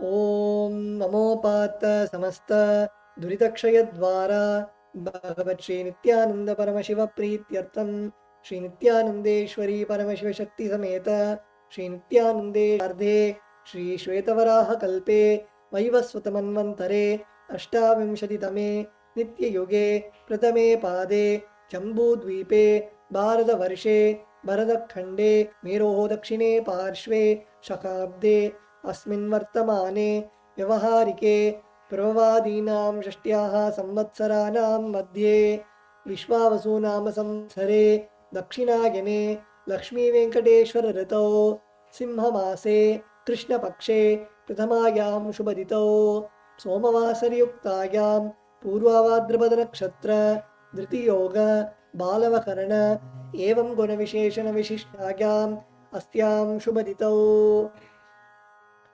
Shri कैलासोन्नत द्वादशान्त Shyamala पीठारूढ़ Shri Meenakshi सुंदरेश्वरा भिन्न स्वरूप परशिवपुत्र रत्न कुमार गुरुमन्य तुल्यावतार श्री पार्वती स्तन्यपान लब्ध दिव्य ज्ञान विश्रुत सकल निगमागम सारभूत द्राविड वेद प्रवक्त्रे श्रीमत् परमशिव करुणा समधिगत मुक्तामय चतुरश्रयान गीयमान छत्र चामर श्री चिन्ह काहलादि समस्त बिरडावल्यलंकृत ज्ञान विज्ञान चक्रवर्ती सर्वजन संग सद्यो निर्वाण दीक्षा व्याप वर्ग वर्ष विश्रान जीमूत परमत कल्प केसरी शैव सिद्धांत स्थापनाचार्य श्री राजाधिराज पांड्य महाराज गुरु क्षपन शाक्यादि महांधकार निवारण ज्ञान भानु वीक्षणानर्हार्ह ध्वजोच्छेदन पूर्वक श्रीमद् ऋषभध्वज स्थापक शैव समय कर्त्रे सर्वज्ञ पीठारूढ़ श्री जगद्गुरु श्री ज्ञान संबंध देशिक स्वामी वागीश सुंदर माणिक्य वाचक स्वामिनाम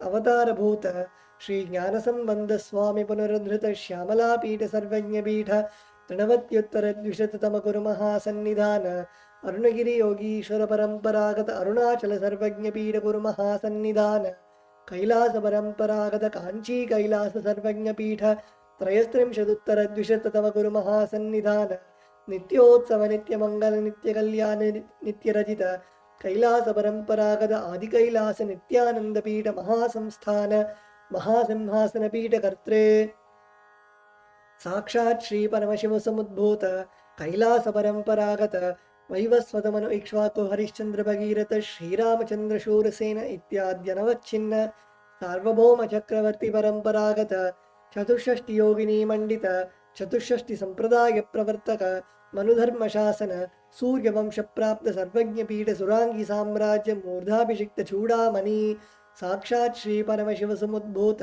कपिल महागुरु पुनरुद्धृत महानिर्वाणि पीठ अष्टोत्तर सहस्र श्री महामंडलेश्वर साक्षात् श्री परमशिव समुद्भूत श्री महागणपति समारंभ अनवच्छिन्न पीठाधीश्वर गुरु परंपरा प्राप्त अटल पीठ अष्टोत्तर सहस्रतम अष्टोत्तर सहस्र श्री अटल पीठाधीश्वर धर्म मुक्ति स्वर्गपुर स्वर्ण पीठ त्रयोविंश गुरु महासन्निधान कैलास परंपरागत आदिपीठ सर्वज्ञ पीठ जगद्गुरु श्री कैलास पुनरुद्धारक श्री कैलास परमाचार्य श्रीमत् परमहंस परिव्राजकाचार्य वर्य सच्चिदानंद प्रणव स्वरूप श्रोत्रिय ब्रह्मनिष्ठ श्रीमद् जगद्गुरु श्रीलश्री भगवत् श्री नित्यानंद परमशिव श्री ज्ञान संबंध देशिक परमाचार्य स्वामिनां प्रीत्यर्थम तेषां पादारविन्दयोः भक्तिसिद्ध्यर्थं गुरुकृपाकटाक्षसिद्ध्यर्थं क्षेमस्थैर्यवीर्यविजय आयुरारोग्य ऐश्वर्याणाम्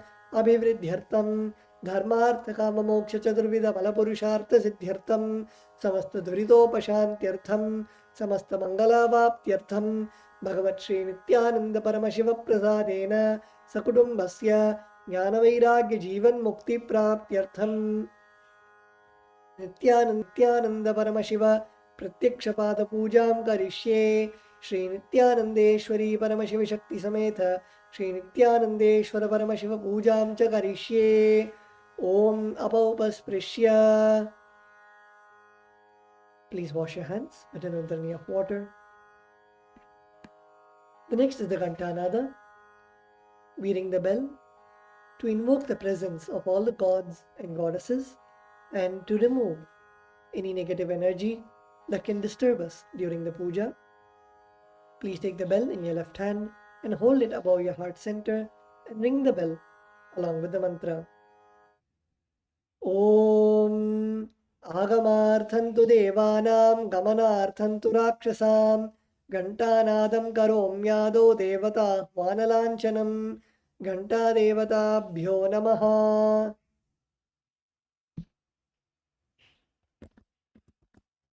The next is the Manasa Puja, the internal worship. Now please close your eyes and visualize the meaning of the mantra in your inner space. The meaning of the mantra we are now going to chant is, what seed can I offer to the Master except my heart?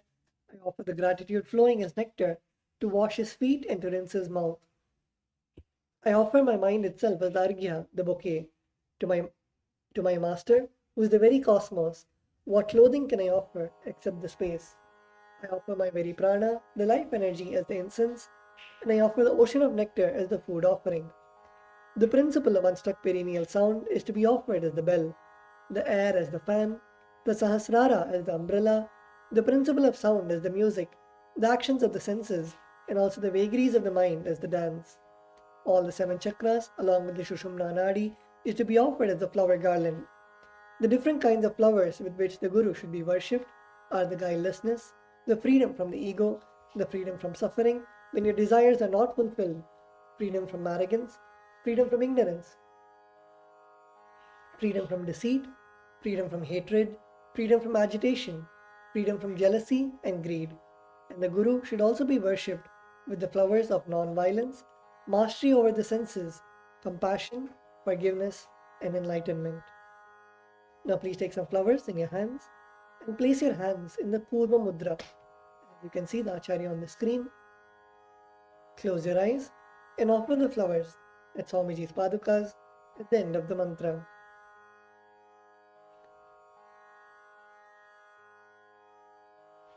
Om Hridpadmamasanam Dadyat Sahasrarachyutamritaihi Adyam Charanayor Dadyat Manastu Arghyam Nivedayet Tena Amritena Achamaniyam Snaniyam Tena Chasmritam Akashadattvam Vastram Syat Gandhasyat Gandhatatvakam Chittam Prakalpa Nivedyam Syat Sudam Buddhihi Anahatadhvanirghanta Vayutattvam Chachamaram Sahasraram Bhavet Chatram Shabdatattvam Chagitakam Nrityamindriya Karmani Chanchalyam Manasastatha Sumekhalam Padmamalam Pushpam Nana Vidam Tatha Amayadyair Bhava Pushpaihi Archayed Bhava Gocharam Amayam Anahankaram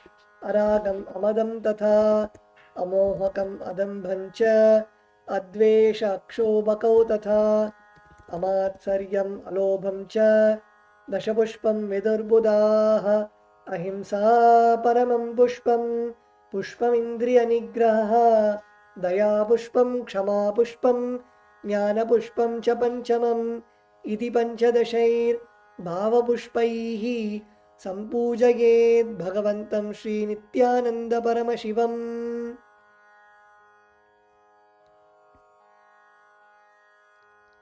The next is the offering of the Upachara Puja, the external worship. The first is the offering of asanam, the offering of seat to the master. The meaning of the mantra we are now going to chant is, O the one who resides in all the beings, the one who is the very soul of all beings, I offer this seat to you. I surrender, I surrender. Now please take some flowers and akshata in your hands and offer the flowers at Swamiji's padukas along with the mantra.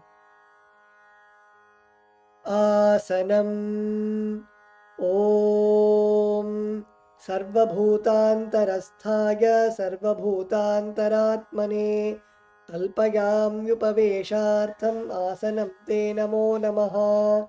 Om Hrim Idam Suvarnasanam Sarvadevadevi Swarupaya Bhagavate Shri Nithyananda Paramashivaya Namaha. The next is the offering of Swagatam, the offering of welcoming the Master.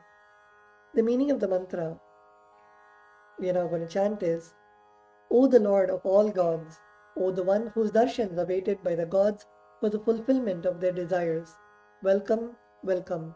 Today my birth, life, and all deeds are fructified.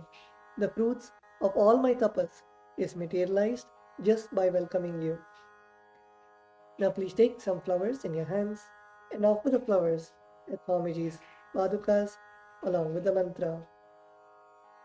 Swagatam Om Shantatvat Sarvakartritvat Bhavo Paratikaranat Shiva Ukto Mahatantra Mantravidbhis Sada Shivaha Asmai Shivaya Gurave Vitaraga Vai Ameyatvat Anantoyam Majatvaja Prakirtitaha Yasya Darshanamichanti Deva Swabhisha Siddhaye Tasmai Te Parameshana Swagatam Swagatam Prabho Adya Me Saphalam Janma Jivanam Saphala Kriyaha Swagatam Yatvaya Tanme Tapasam Phalamagatam. Om Hrim Sarvadeva Devi Swarupa Bhagavat Shri Nithyananda Paramashiva Swagatam Suswagatam Te.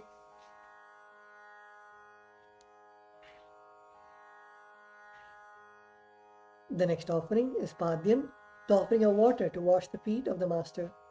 The meaning of the mantra we are now going to chant is, I offer Padyam, that is the water for washing the feet of the Supreme God, the very devotion on whom brings about the ultimate bliss. Now please take the udharani of water in your hands and offer it at Swamiji's padukas along with the mantra.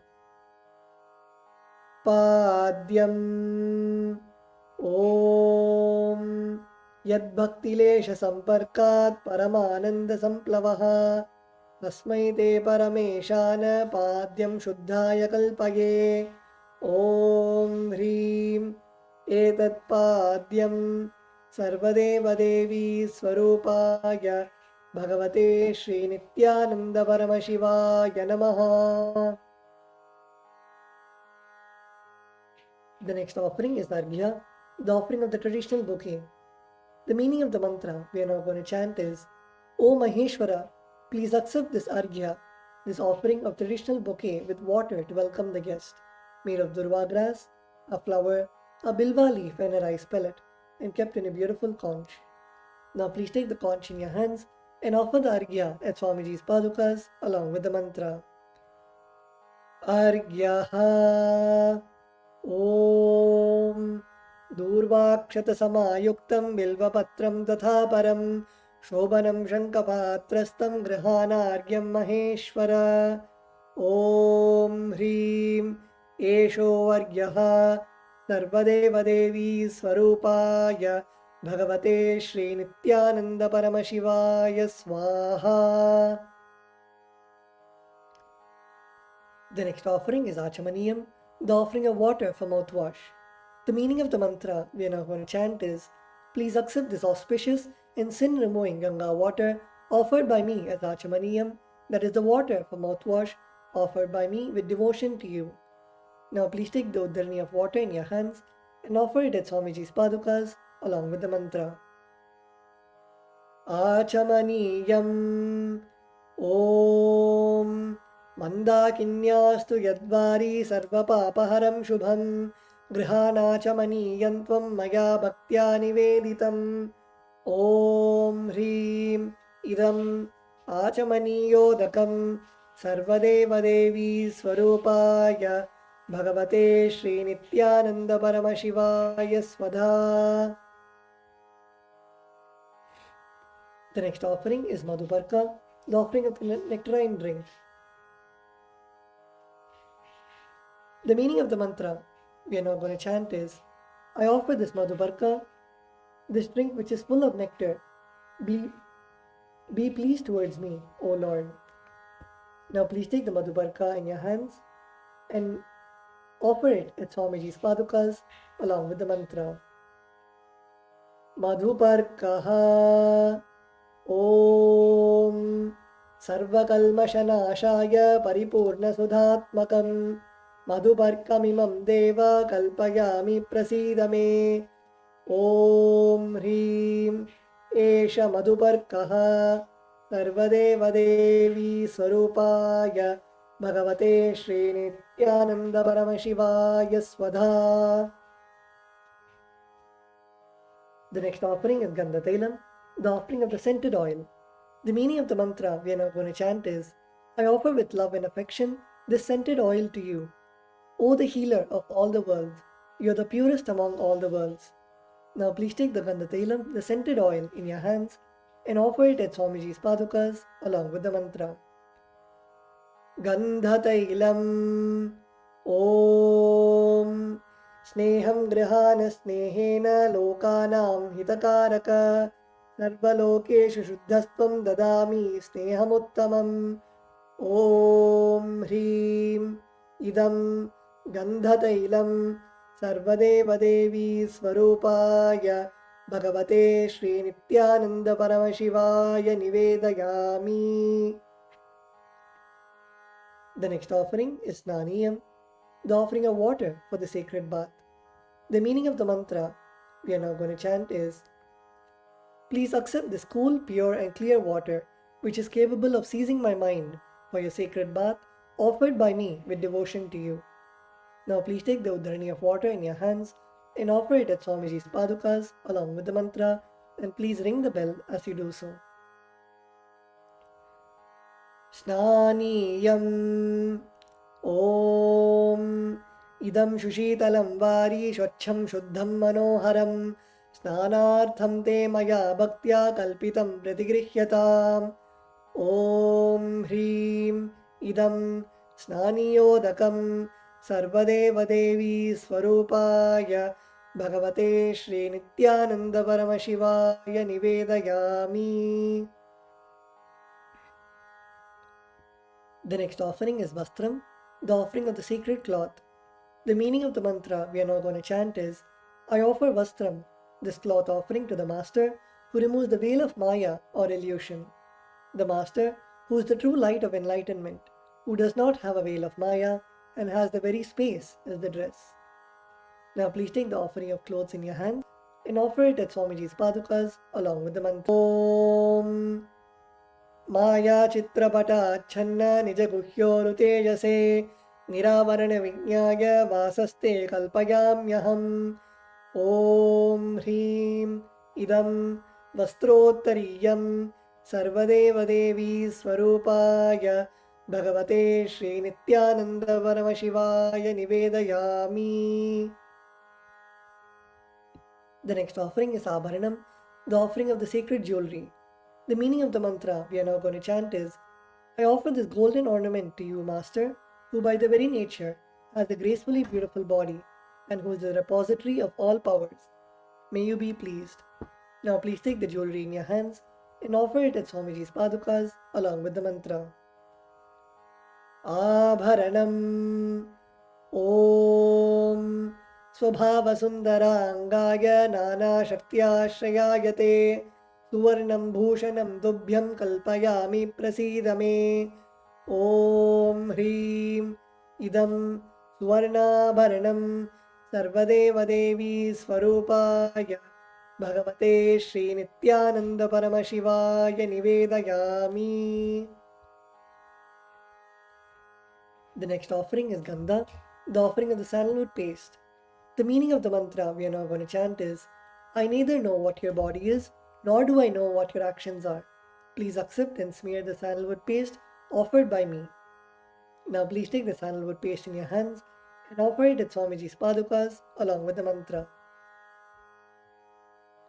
Gandha Om Shariram te na janami cheshtam naiva cha maya niveditan gandhan pratigrihya vilipyatam Om Hrim Esha Gandha Sarvadeva Devi Swarupaya Bhagavate Shri Nithyananda Paramashivaya Namaha.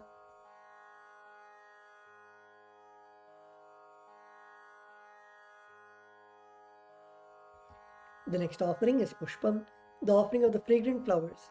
The meaning of the mantra we are now going to chant is, please accept these blissfully fragrant different kinds of flowers which are taken from the forest of Turiya, that is the space of ultimate restful awareness. Now please take some flowers smeared with sandalwood paste in your hands and offer the flowers at Swamiji's padukas along with the mantra. Pushpam Om Turiyavana Sampannam Nana Gunamanoharam Ananda Saurabham Pushpam Grihyatam Idamuttamam Om Hrim Etani Sachandana Pushpani Sarvadeva Devi Swarupaya Bhagavate Shri Nithyananda Paramashivaya Bhaushate. The next offering is Bilva Patram, the offering of Bilva leaves. The meaning of the mantra we are now going to chant is, I offer you, O God of all gods, this holy Bilva leaf in which dwells the goddess of richness and which is so much loved by Lord Shiva. Now please take the Bilva leaf, smear with sandalwood paste in your hands and offer it at Swamiji's padukas along with the mantra. Bilva Patram Om Amritodbhavam Shri Vriksham Shankarasya Sada Priyam Bilva Patram Prayachami Pavitram Te Sureshwara Om Hrim Etani Sachandana Bilva Patrani Sarvadeva Devi Swarupaya Bhagavate Shri Nithyananda Paramashivaya Bhaushate.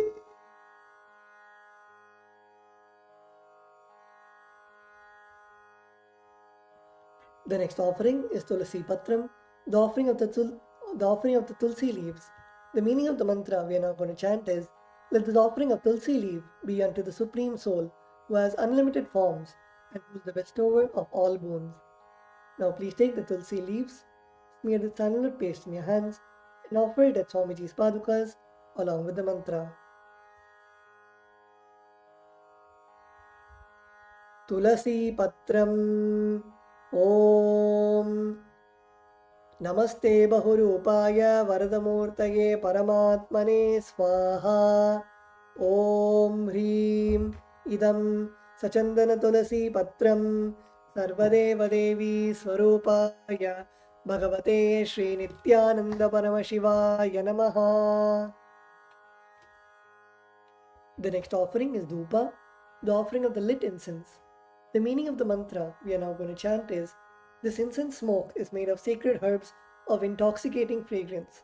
Please accept this incense smoke fit to be inhaled by all the devas. Now please take the lit incense sticks in your hands and slowly wave it towards Swamiji's padukas along with the mantra, and please ring the bell as we do so. Dhupaha Om Vanaspati Raso Divyo Gandhadhyassu Manoharaha Agreya Sarvadevanam Dhupoyam Pratigrihyatam Om Hrim Esha Dhupaha Sarvadeva Devi Swarupaya Bhagavate Shri Nithyananda Paramashivaya Namaha. The next offering is Deepa, the offering of the lit lamp. The meaning of the mantra we are now going to chant is, please accept this light of inner and outer worlds, which is very bright and which removes darkness from everywhere. Now please take the lit lamp in your hands and slowly wave it towards Swamiji's padukas along with the mantra, and please ring the bell as you do so. Deepaha Om Suprakasho Mahadīpaha Sarvatastimiراpaha Sabhakyabhyantara Deepoyam Pratigrihyataam Om Hrim Esha Deepaha Sarvadeva Devi Swarupaya Bhagavate Shri Nithyananda Paramashivaya Namaha. The next offering is Naivedyam, the offering of food.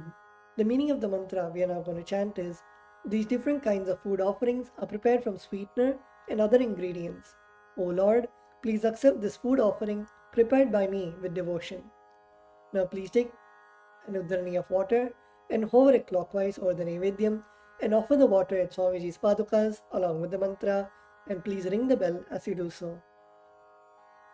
Naivedyam Om Naivedyam Vividham Deva Sharkara Divinirmitam Maya Niveditam Bhaktya Grahana Parameshwara Om Hrim Idam Shopakarna Naivedyam Sarvadeva Devi Swarupaya Bhagavate Shri Nithyananda Paramashivaya Nivedayami. The next offering is Paniyam, the offering of water for drinking. The meaning of the mantra we are now going to chant is, the Lord of all demigods, the one who bestows deep fulfillment upon us. Please accept this water full of infinite bliss. Now please take the udharani of water in your hands and offer it at Swamiji's padukas along with the mantra. Paniyam Om Samastadeva Devesha Sarvatriptikaram Param Akhandananda Sampurnam Grahana Jalamuttamam Om Hrim Idam Panartodakam Sarvadeva Devi Swarupaya Bhagavate Shri Nithyananda Paramashivaya Namaha. The next offering is Punarachamaniyam, the offering of water for drinking. The meaning of the mantra we are now going to chant is, I offer this water for washing the hands and the mouth to you, whose mere remembrance purifies everybody. Now please take the udharani of water in your hands and offer it at Swamiji's padukas along with the mantra. Punarachamaniyam Om Uchishtamapya Suchirva Yasya Smaranamatrataha Shuddhimapnoti Tasmai Te Punarachamaniyakam Om Hrim Idam Punarachamaniyodakam Sarvadeva Devi Swarupaya Bhagavate Shri Nithyananda Paramashivaya Swaha. The next is the offering of Aratrikam, the offering of Arati to the Master. Now please take the lit camphor in your hands and slowly wave it towards Swamiji's padukas along with the mantra, and please ring the bell as you do so. Aratrikam Om Hrim Esha Deepamala Sarvadeva Devi Swarupaya Bhagavate Shri Nithyananda Paramashivaya Namaha. Om Sangrahanyeshtya Yajate Imam Janatagum Sangrinaniti Dvadasharatni Rashana Bhavati Dvadashamasa Samvatsaraha Samvatsarameva Varunde Maunji Bhavati Urvai Munjaaha Urjameva Varunde Chitra Nakshatram Bhavati Chitram Va Etat Karma Karpura Gauram Karunavataram Samsarasaram Bhujagendraharam Sada Vasantam Hridayaravinде Bhavam Bhavani Sahitam Namami Bhavam Bhavani Sahitam Namami Bhavam Bhavani Sahitam Namami.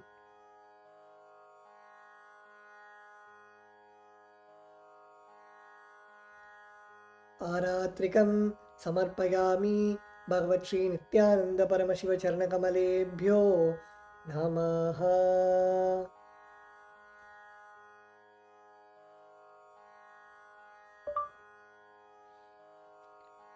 The next is the offering of Pushpanjali, the offering of fragrant flowers. The meaning of the mantra we are now going to chant is, Guru is the Brahma, who is the source of creation of the universe. Vishnu, who is the source of sustenance. of the universe, and Shiva, who is the source of rejuvenation of the universe.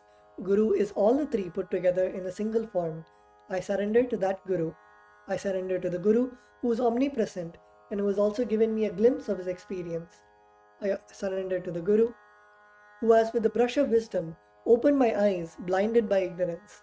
I surrender to the Guru who, by giving the knowledge about the self, has burnt my karmic baggage of so many births. I surrender to the Guru who is the Lord of the cosmos, who is the Guru of the cosmos. My soul is the same soul which is in all the beings. I surrender to Dakshinamurti, the primal Guru, who manifests himself differently in the form of Ishvara, Guru, and Atman, or the Self.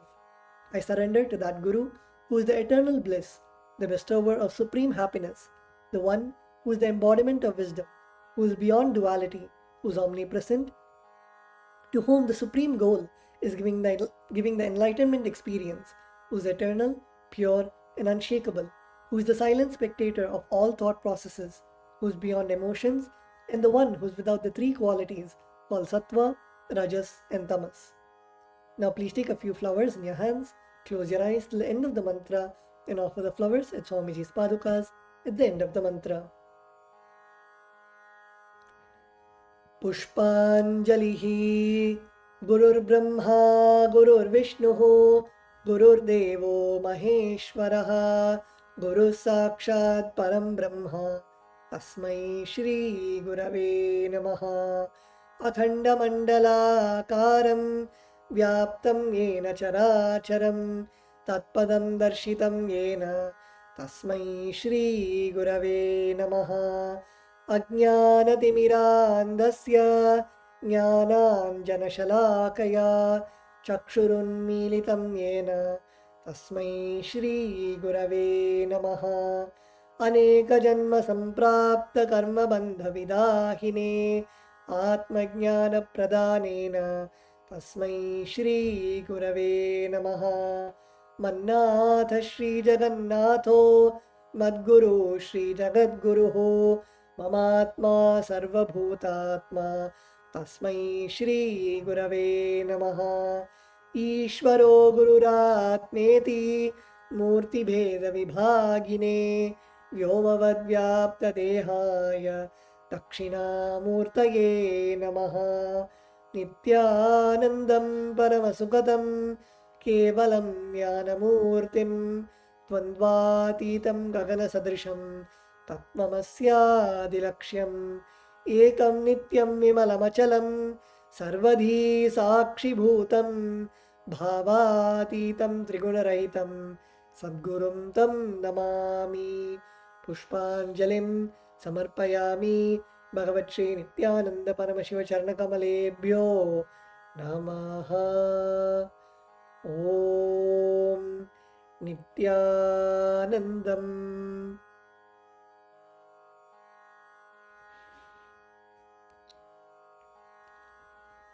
The next is the offering of the Paramashiva Puja. Let us now begin with the Tattvachamanam, the ritualistic cleansing of the mouth. Now keeping your right hand in the Gokarna Mudra, pour an udhrani of water into your right palm and sip the water from the base of your right palm each time the word Swadha is chanted. Om Atmadattvam Shodhayami Swadha. Om Vidyadatvam Shodhayami Swadha. Om Shivatattvam Shodhayami Swadha. Now with the base of your right hand thumb, wipe your lips twice from the right to the left. Om Ham Hridayaya Namaha. Wash your hands with an udhrani of water. With the tips of your right hand index, middle and ring fingers touch above the upper lip and below the lower lip. Wash your hands. With the tips of your right hand index finger and thumb joined together, touch your right nostril and the left nostril. With the tips of your ring finger and thumb joined together, touch your right eye, right ear and left ear. Wash your hands with an udhrani of water. With the tips of your little finger and thumb joined together, touch your navel center, right chest and left chest. With all 5 fingers joined together, touch the top of your head, right shoulder, left shoulder and the heart center. Wash your hands with an udhrani of water. The next is the Sakalikaranam. Please close your eyes. Visualize yourself as Bhagavan Paramashiva. Sakalikaranam is the process of invoking Bhagavan Paramashiva into every part of your body, embodying the state, space of Bhagavan Paramashiva, being in the space of Sohamasmi, then even when you worship, you are Him.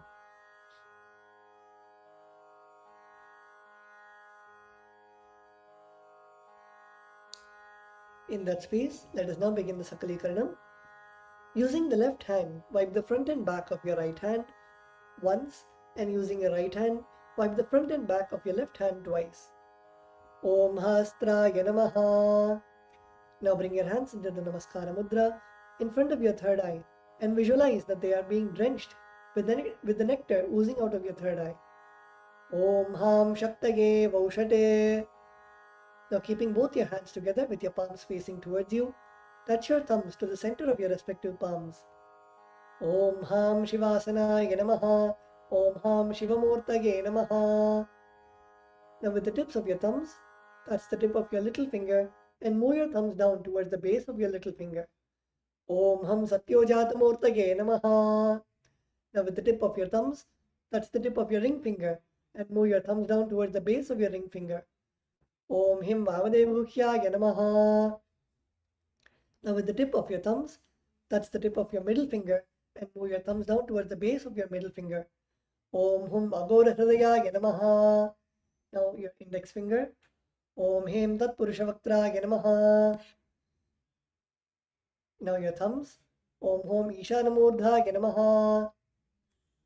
Now bring your palms in front of you, facing towards you, and your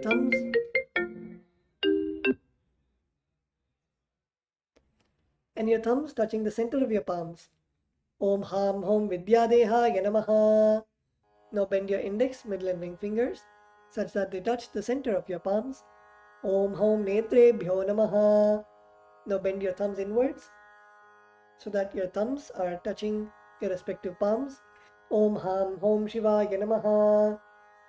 Now with the tip of your thumbs, touch the tip of your little finger and move your thumbs down towards the base of your little finger. Om Ham Hridayaya Namaha. Now your ring finger. Om Him Shirase Namaha. Now your middle finger. Om Hum Shikhaye Namaha. Now your index finger. Om Haim Kavachaya Namaha. Now your thumbs. Om Hastraya Namaha. Now bring your hands into the Mushti Mudra and roll them around each other once. Om Haim Kavachaya Hum. Now bring your hands in the Namaskara Mudra in front of your third eye. Om Ham Shivaya Vaushate. Now bend your thumbs inwards and touch your palm.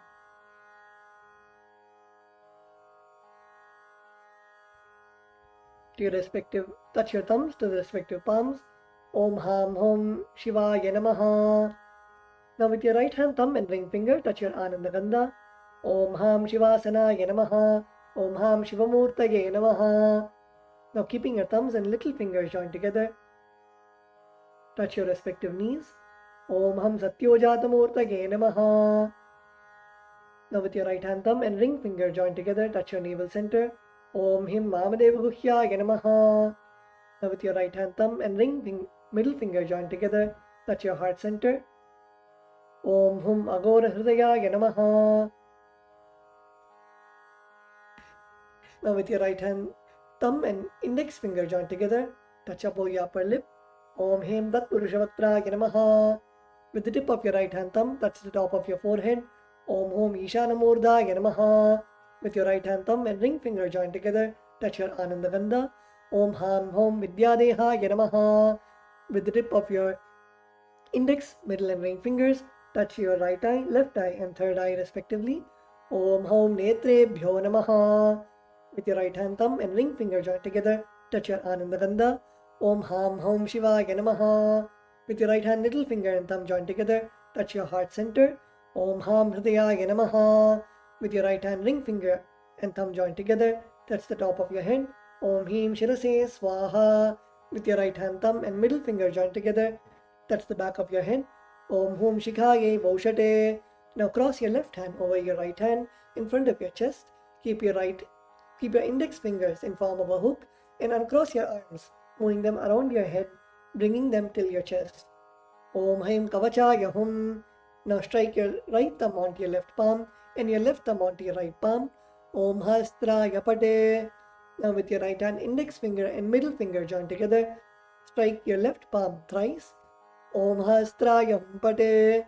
Now using your right hand index finger and thumb, snap in all the 10 directions around yourself, clockwise in all the 8 directions, and down and up. Om Hastraya Pate. Now move your hands from your head to the toes, touching the sides of your body.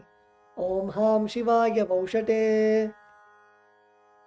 The next is the Samanya Arghya Stapana. Now mix some akshata, flowers, and sandalwood powder into the water in the Panchapatram.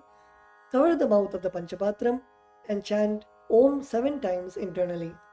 Om, Om, Om, Om, Om, Om, Om. Now snap your index finger and thumb in all the 10 directions around the Panchapatram. Om Hastraya Pate. Now keeping your right hand in the Avagunthana Mudra, rotate your index finger around the Panchapatram. Om Haim Kavachaya Hum. Now show the Dhenu Mudra to the water in the Panchapatram. Om Ham Shivaya Vaushate.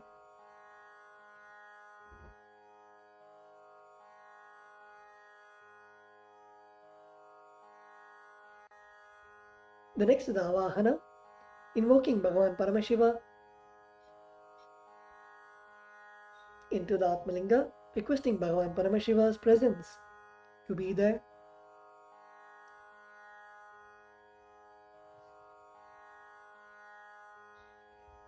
Visualize Bhagavan Paramashiva's presence in your Atmalinga. Now offer a flower onto your Atmalinga. Om Ham Shivasanaya Namaha. Now please take some flowers in your hands and close your eyes. We will now be chanting the Dhyana Shloka, meditating on the form of Bhagavan Paramashiva.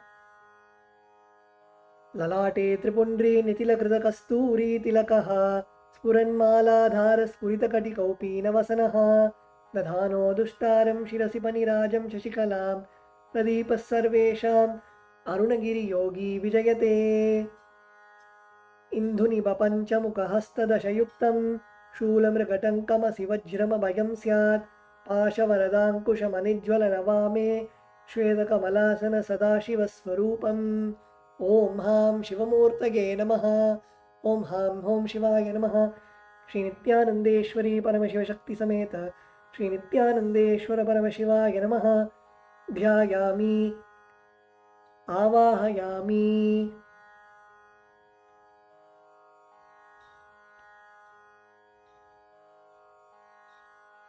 Now please show the respective mudras for the mantras and invoke the presence of Bhagavan Paramashiva within your Atmalinga. Now please place your thumbs onto your respective palms and place your palms open facing upwards. Om Ham Shivaya Namaha Ityavahana Mudram Pradarshya. Now turn your palms facing downwards. Sthapana. Now bring your hands into fists parallel to each other with the thumbs upwards. Sannidhana. Now place your thumbs inside of your fists. Nishthura Mudram Pradarshya. Now interlace your fingers.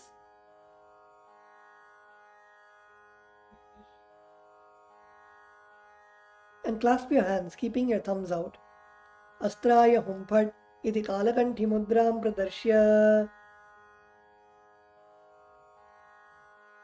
Now hold your left thumb with your right hand and cover your right hand with your left hand. Om Ham Shivaya Namaha iti Linga Mudram. Now bring your hands in Namaskara Mudra. Namaskara Mudram. Now rotate your right hand index finger clockwise around your Atmalinga. Om Haim Kavachaya Hum iti Avagunthana Mudram Japradarshya. The next is the Upachara Puja. Now please take the Akshata in your hands and offer it to Bhagavan Paramashiva along with the mantra. Om Ham Om Shivaya Namaha Shri Nithyanandeshwari Paramashiva Shakti Sameta Shri Nithyanandeshwara Paramashivaya Namaha Asanam Samarpayami. The next is the offering of the Padyam, Achamanam and Argyam. Now please take the Udharani of water and show it to Bhagavan Paramashiva's feet and offer it in the Padya Patram. Om Ham Shivaya Namaha.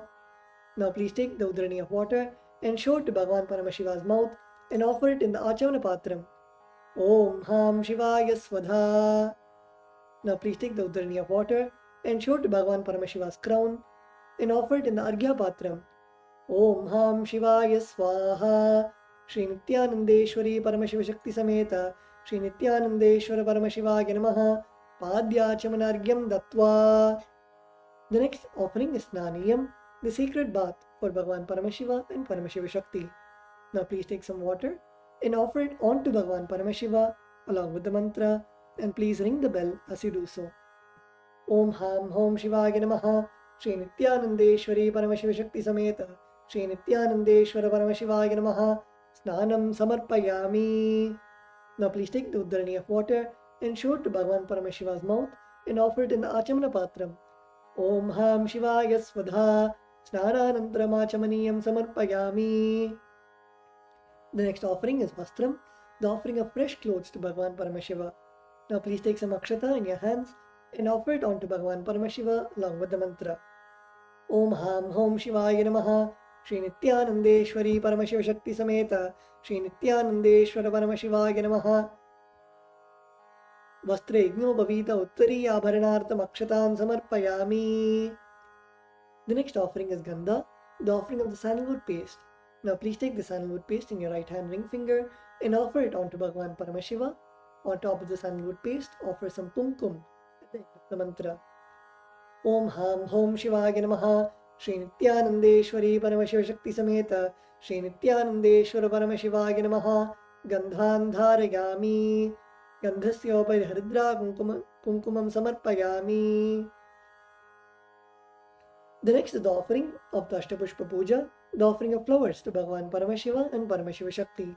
Now please take some flowers in your hands and offer the flowers to Bhagavan Paramashiva each time the word Namaha is chanted.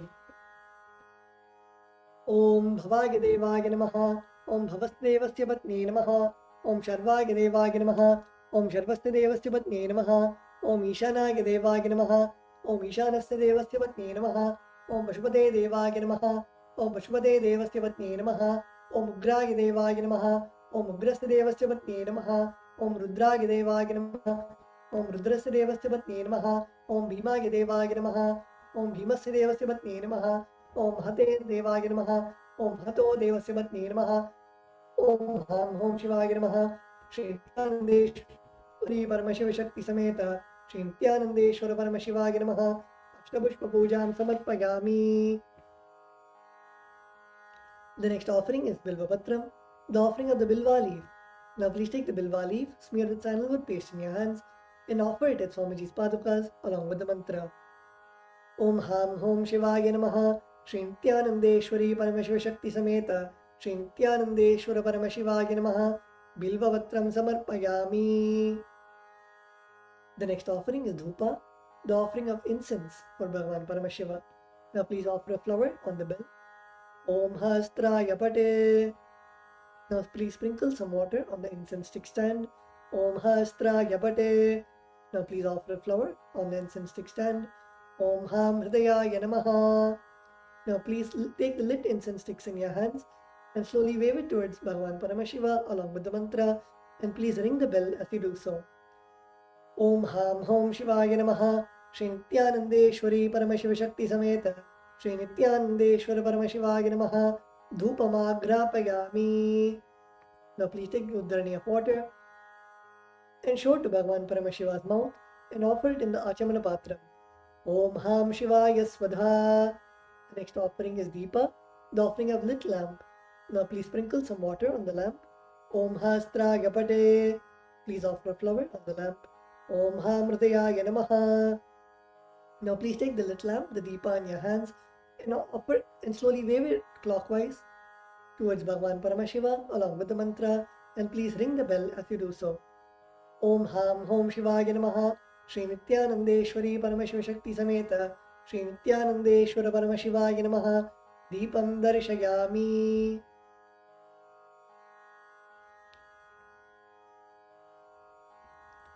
Now please take the uddarani of water and show it to Bhagavan Paramashiva's mouth and offer it in the Achamana Patram. Om Ham Shivaya Svadha. The next offering is Naivedyam, the offering of water, the offering of food for Bhagavan Paramashiva. Now please sprinkle some water on the Naivedyam. Om Hastraya Pate. Please offer a flower on the Naivedyam. Om Ham Hridayaya Namaha. Now please take the uddarani of water and hover it clockwise over the Naivedyam and offer the water in front of Bhagavan Paramashiva at the end of the mantra, and please ring the bell as you do so. Om Ham Hom Shivaya Namaha. Shri Nithyanandeshwari Paramashiva Shakti Sameta Shri Nithyanandeshwara Paramashivaya Namaha. Naivedyam Nivedayami.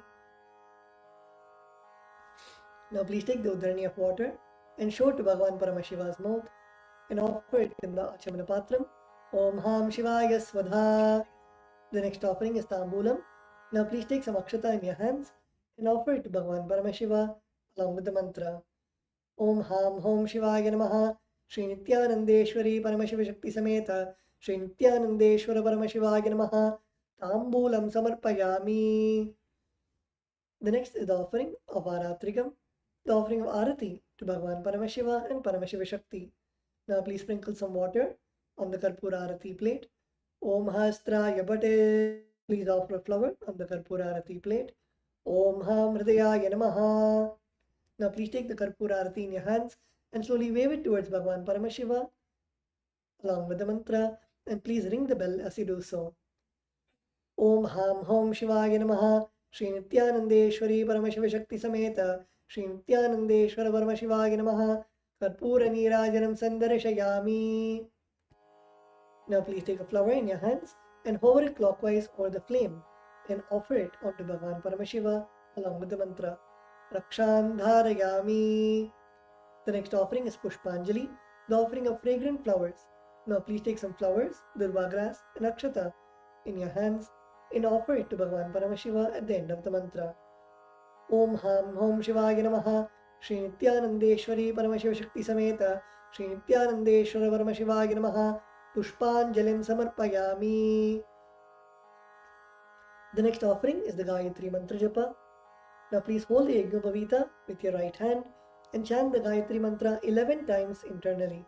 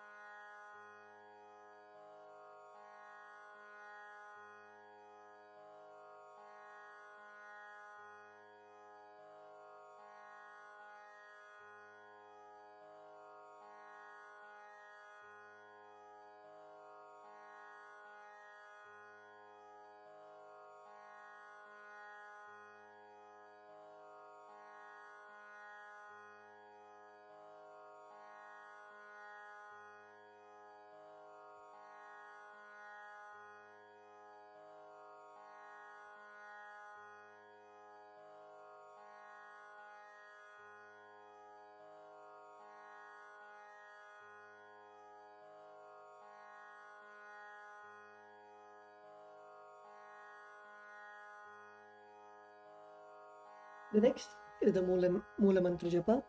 Please close your eyes and chant the Shiva Mula Mantra 11 times internally.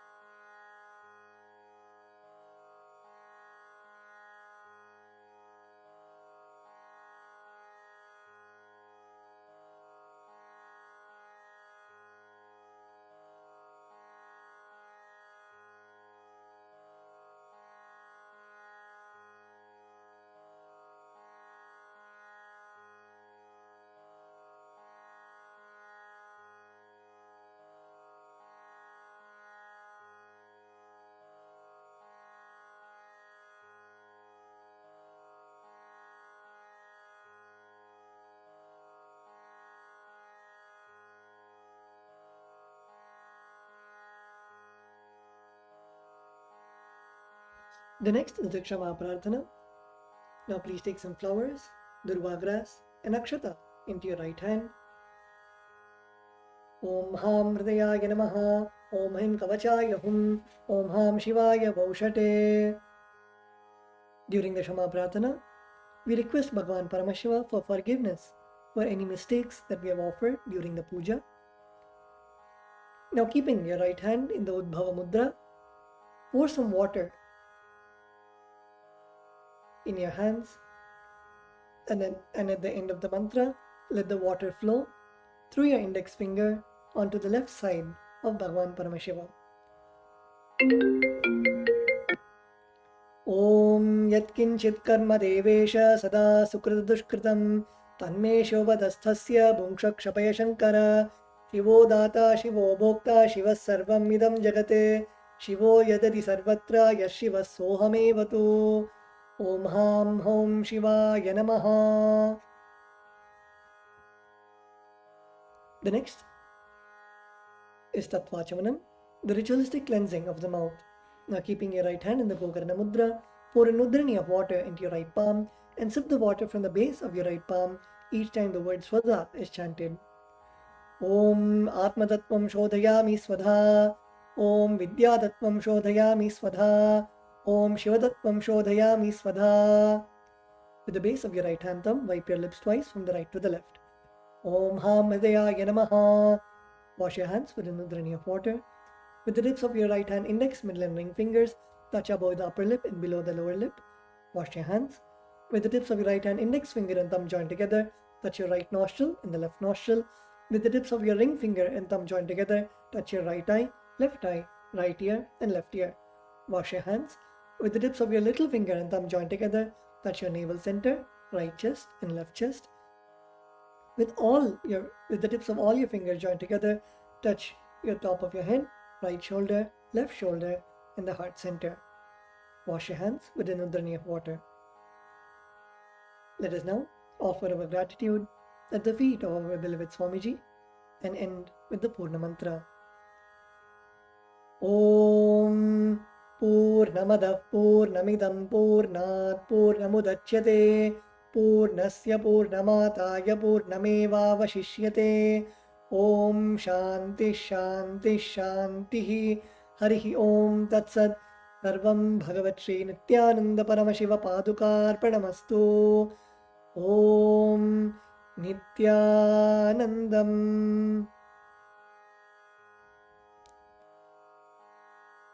Established since 2002 in the United States of America, the United Ancient Nations is an intergovernmental organization, currently made up of 160+ members and indigenous nations.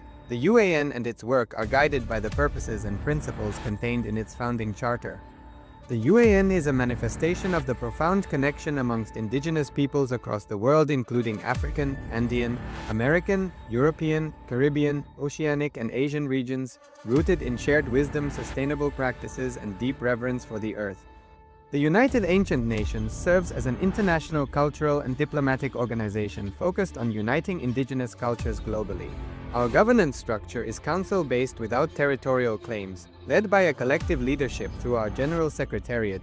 As a non-state entity with UN-style advocacy, we focus on several key areas: cultural and digital heritage preservation, indigenous diplomacy, revival of indigenous knowledge systems to solve humanity's problems, global peace, environmental preservation, health and wellness, sustained economic development, indigenous and cultural tourism. While the UAN represents numerous indigenous cultures, the United States of Kailasa serves as the first indigenous nation specifically for Hindus.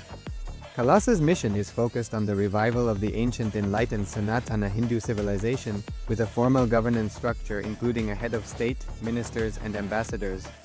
Under the leadership of SPH, Supreme Pontiff of Hinduism, Bhagavan Nithyananda Paramashivam, Kailasa has achieved recognition as a sovereign subject of international law, possessing distinctive attributes of juridical statehood. The United States of Kailasa is the main sponsor of the proposed UAN headquarters. This initiative would bring forth an estimated $100 million in revenue for the host country through summits, conferences, tourism, and development projects. The proposed UN headquarters would represent the world's indigenous nations and peoples through its architectural design. It would blend the best of all worlds, featuring top modern architecture, the highest green building standards, and ancient Vastu architectural principles. This headquarters would serve as a central hub for indigenous diplomacy, cultural preservation, and collaborative efforts towards sustainable development and global peace. Through this initiative, we aim to create a dignified platform for indigenous leadership rooted in ancestral wisdom, cultural legitimacy, and collaborative innovation, enhancing global dialogue and regional stability. The establishment of the UN headquarters would position a host country at the forefront of a global movement promoting indigenous wisdom while creating significant economic opportunities for the nation and its people.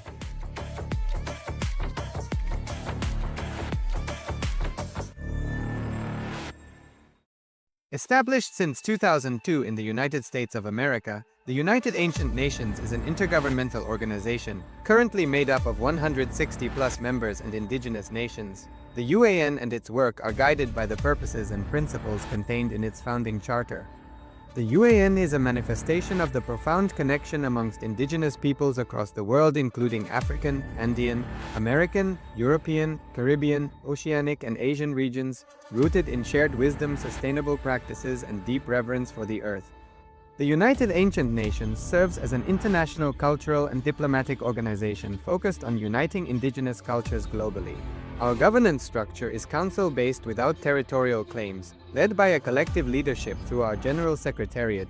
As a non-state entity with UN-style advocacy, we focus on several key areas: cultural and digital heritage preservation, indigenous diplomacy, revival of indigenous knowledge systems to solve humanity's problems, global peace, environmental preservation, health and wellness, sustained economic development, indigenous and cultural tourism. While the UAN represents numerous indigenous cultures, the United States of Kailasa serves as the first indigenous nation specifically for Hindus. Kailasa's mission is focused on the revival of the ancient enlightened Sanatana Hindu civilization, with a formal governance structure including a head of state, ministers, and ambassadors. Under the leadership of SPH, Supreme Pontiff of Hinduism, Bhagavan Nithyananda Paramashivoham, Kailasa has achieved recognition as a sovereign subject of international law, possessing distinctive attributes of juridical statehood. The United States of Kailasa is the main sponsor of the proposed UAN headquarters. This initiative would bring forth an estimated $100 million in revenue for the host country through summits, conferences, tourism, and development projects. The proposed UN headquarters would represent the world's indigenous nations and peoples through its architectural design. It would blend the best of all worlds, featuring top modern architecture, the highest green building standards, and ancient Vastu architectural principles. This headquarters would serve as a central hub for indigenous diplomacy, cultural preservation, and collaborative efforts towards sustainable development and global peace. Through this initiative, we aim to create a dignified platform for indigenous leadership rooted in ancestral wisdom, cultural legitimacy, and collaborative innovation, enhancing global dialogue and regional stability. The establishment of the UAN headquarters would position a host country at the forefront of a global movement promoting indigenous wisdom while creating significant economic opportunities for the nation and its people.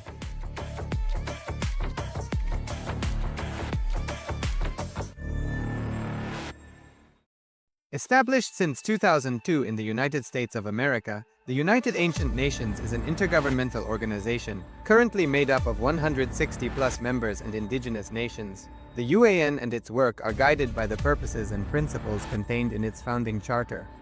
The UAN is a manifestation of the profound connection amongst indigenous peoples across the world, including African, Andean, American, European, Caribbean, Oceanic, and Asian regions, rooted in shared wisdom, sustainable practices, and deep reverence for the earth.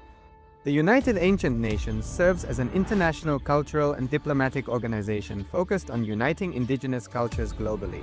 Our governance structure is council-based without territorial claims, led by a collective leadership through our General Secretariat.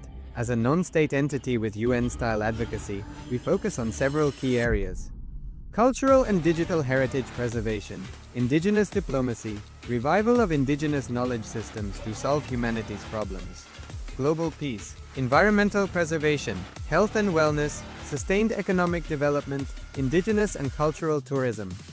While the UAN represents numerous indigenous cultures, the United States of Kailasa serves as the first indigenous nation specifically for Hindus.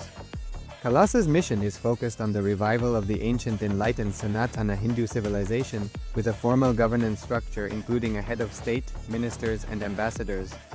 Under the leadership of SPH, Supreme Pontiff of Hinduism, Bhagavan Nithyananda Paramashivam, Kailasa has achieved recognition as a sovereign subject of international law, possessing distinctive attributes of juridical statehood. The United States of Kailasa is the main sponsor of the proposed UAN headquarters. This initiative would bring forth an estimated $100 million in revenue for the host country through summits, conferences, tourism, and development projects.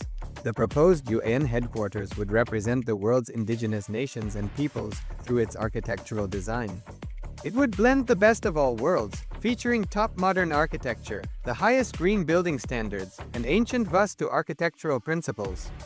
This headquarters would serve as a central hub for indigenous diplomacy, cultural preservation, and collaborative efforts towards sustainable development and global peace. Through this initiative, we aim to create a dignified platform for indigenous leadership rooted in ancestral wisdom, cultural legitimacy, and collaborative innovation, enhancing global dialogue and regional stability. The establishment of the UAN headquarters would position a host country at the forefront of a global movement promoting indigenous wisdom while creating significant economic opportunities for the nation and its people.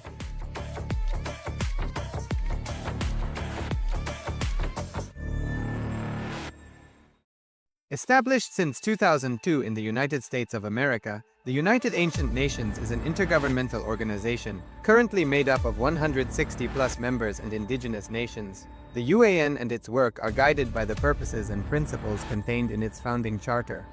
The UAN is a manifestation of the profound connection amongst indigenous peoples across the world, including African, Andean, American, European, Caribbean, Oceanic, and Asian regions, rooted in shared wisdom, sustainable practices, and deep reverence for the earth.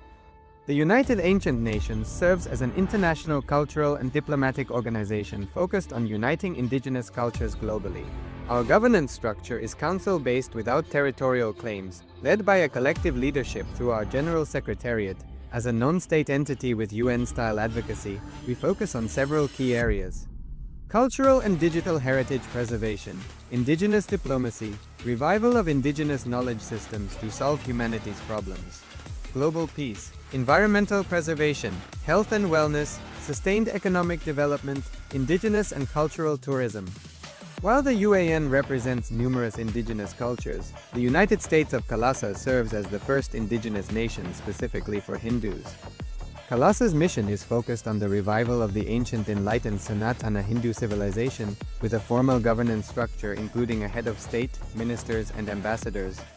Under the leadership of SPH, Supreme Pontiff of Hinduism, Bhagavan Nithyananda Paramashivam, Kailasa has achieved recognition as a sovereign subject of international law, possessing distinctive attributes of juridical statehood. The United States of Kailasa is the main sponsor of the proposed UAN headquarters. This initiative would bring forth an estimated $100 million in revenue for the host country through summits, conferences, tourism, and development projects. The proposed UAN headquarters would represent the world's indigenous nations and peoples through its architectural design. It would blend the best of all worlds, featuring top modern architecture, the highest green building standards, and ancient Vastu architectural principles. This headquarters would serve as a central hub for indigenous diplomacy, cultural preservation, and collaborative efforts towards sustainable development and global peace. Through this initiative, we aim to create a dignified platform for indigenous leadership rooted in ancestral wisdom, cultural legitimacy, and collaborative innovation, enhancing global dialogue and regional stability. The establishment of the UAN headquarters would position a host country at the forefront of a global movement promoting indigenous wisdom while creating significant economic opportunities for the nation and its people.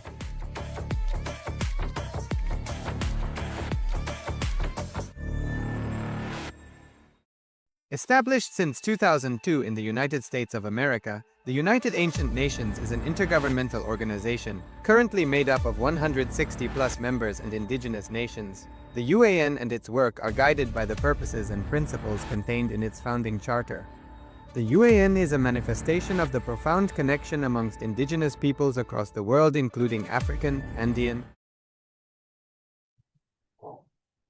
Nithyananda Paramashivam Kevalam Jnanamurti Dvandvatitam Paramashisham Tattvamasya Laksham Ekam Nityam Vimalacham Sarvadhi Sakshibhutam Bhavatitam Triguna-rahitam Satgurum Tam Namami. Yes, Nithyananda, and welcome to all of you. Nithyananda, everyone. Welcome. Welcome, everyone. So, all of you had the yoga session, the puja. So, we like to ask everyone to share your experience of yoga. We had almost 2 hours of yoga session, which was a Chitya Vinasikrama sequence. We had the intense yoga session. So, make sure that you are sharing your experience, how you are going through the yoga, what is the transformation that you are having, and then after that puja, if you are doing the puja regularly, how you are feeling. So, meanwhile, we would like to welcome all of you who are here with us. We have Ma Shavini, Nithyananda. Yes, Nithyananda Ma Shavini, please. Ma Sanmata, Nithyananda Ma. Nithyananda Ma. Ma Nisevanya, Nithyananda. Nithyananda Ma. And we are joined by Kali Dasan, Thambia, Nithyananda Maya. Nithyananda Ma. We have Muthu Arunaya, Nithyananda. Nithyananda Maya, welcome. Requesting everyone, please switch on your cameras. Kali Dasan Naya, Muthu Arunaya, can you switch on your cameras? Also, Masha and be available in the camera. So we are entering into the sessions for today for the Paramashivoham. Yes, Kali Dasan Naya, Nithyananda, and welcome to the Paramashivoham. All right. So with this, if you want to share your experience, please go ahead and share. Meanwhile, we'll be getting ready for manifesting the powers of third eye. So you'll be closing your eyes, 2 eyes, and through the power of third eye, you'll be seeing every single detail of the image. So if you have a blindfold, that is great. And if you don't have a blindfold, you can use any piece of cloth to cover your 2 eyes. Meanwhile, we'll be entering into the scriptural reference, which is the Shastra Pramana for manifesting the signs of third eye. And the verse goes as Kapalantarmano yasya tishthanmiditalochanaha ramena manasodharya lakshaye lakshamuttamam. Paramashiva says, by fixing the mind on the inner space within the crown center and sitting stably without any movement, having the eyes closed in succession.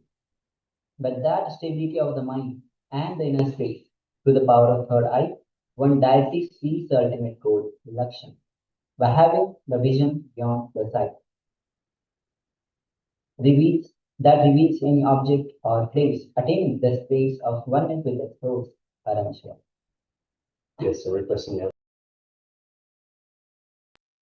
everyone, let us now get ready for this manifestation. So you can put on your eye bands. If you have an eye band, you can use your eye band. If you don't have an eye band, you can use any piece of cloth that will cover your eyes. So the idea is twofold, so you don't see through the material itself, and also that the light doesn't come into your eyes. So requesting everyone, let us get ready for this power manifestation. So put on your eye bands.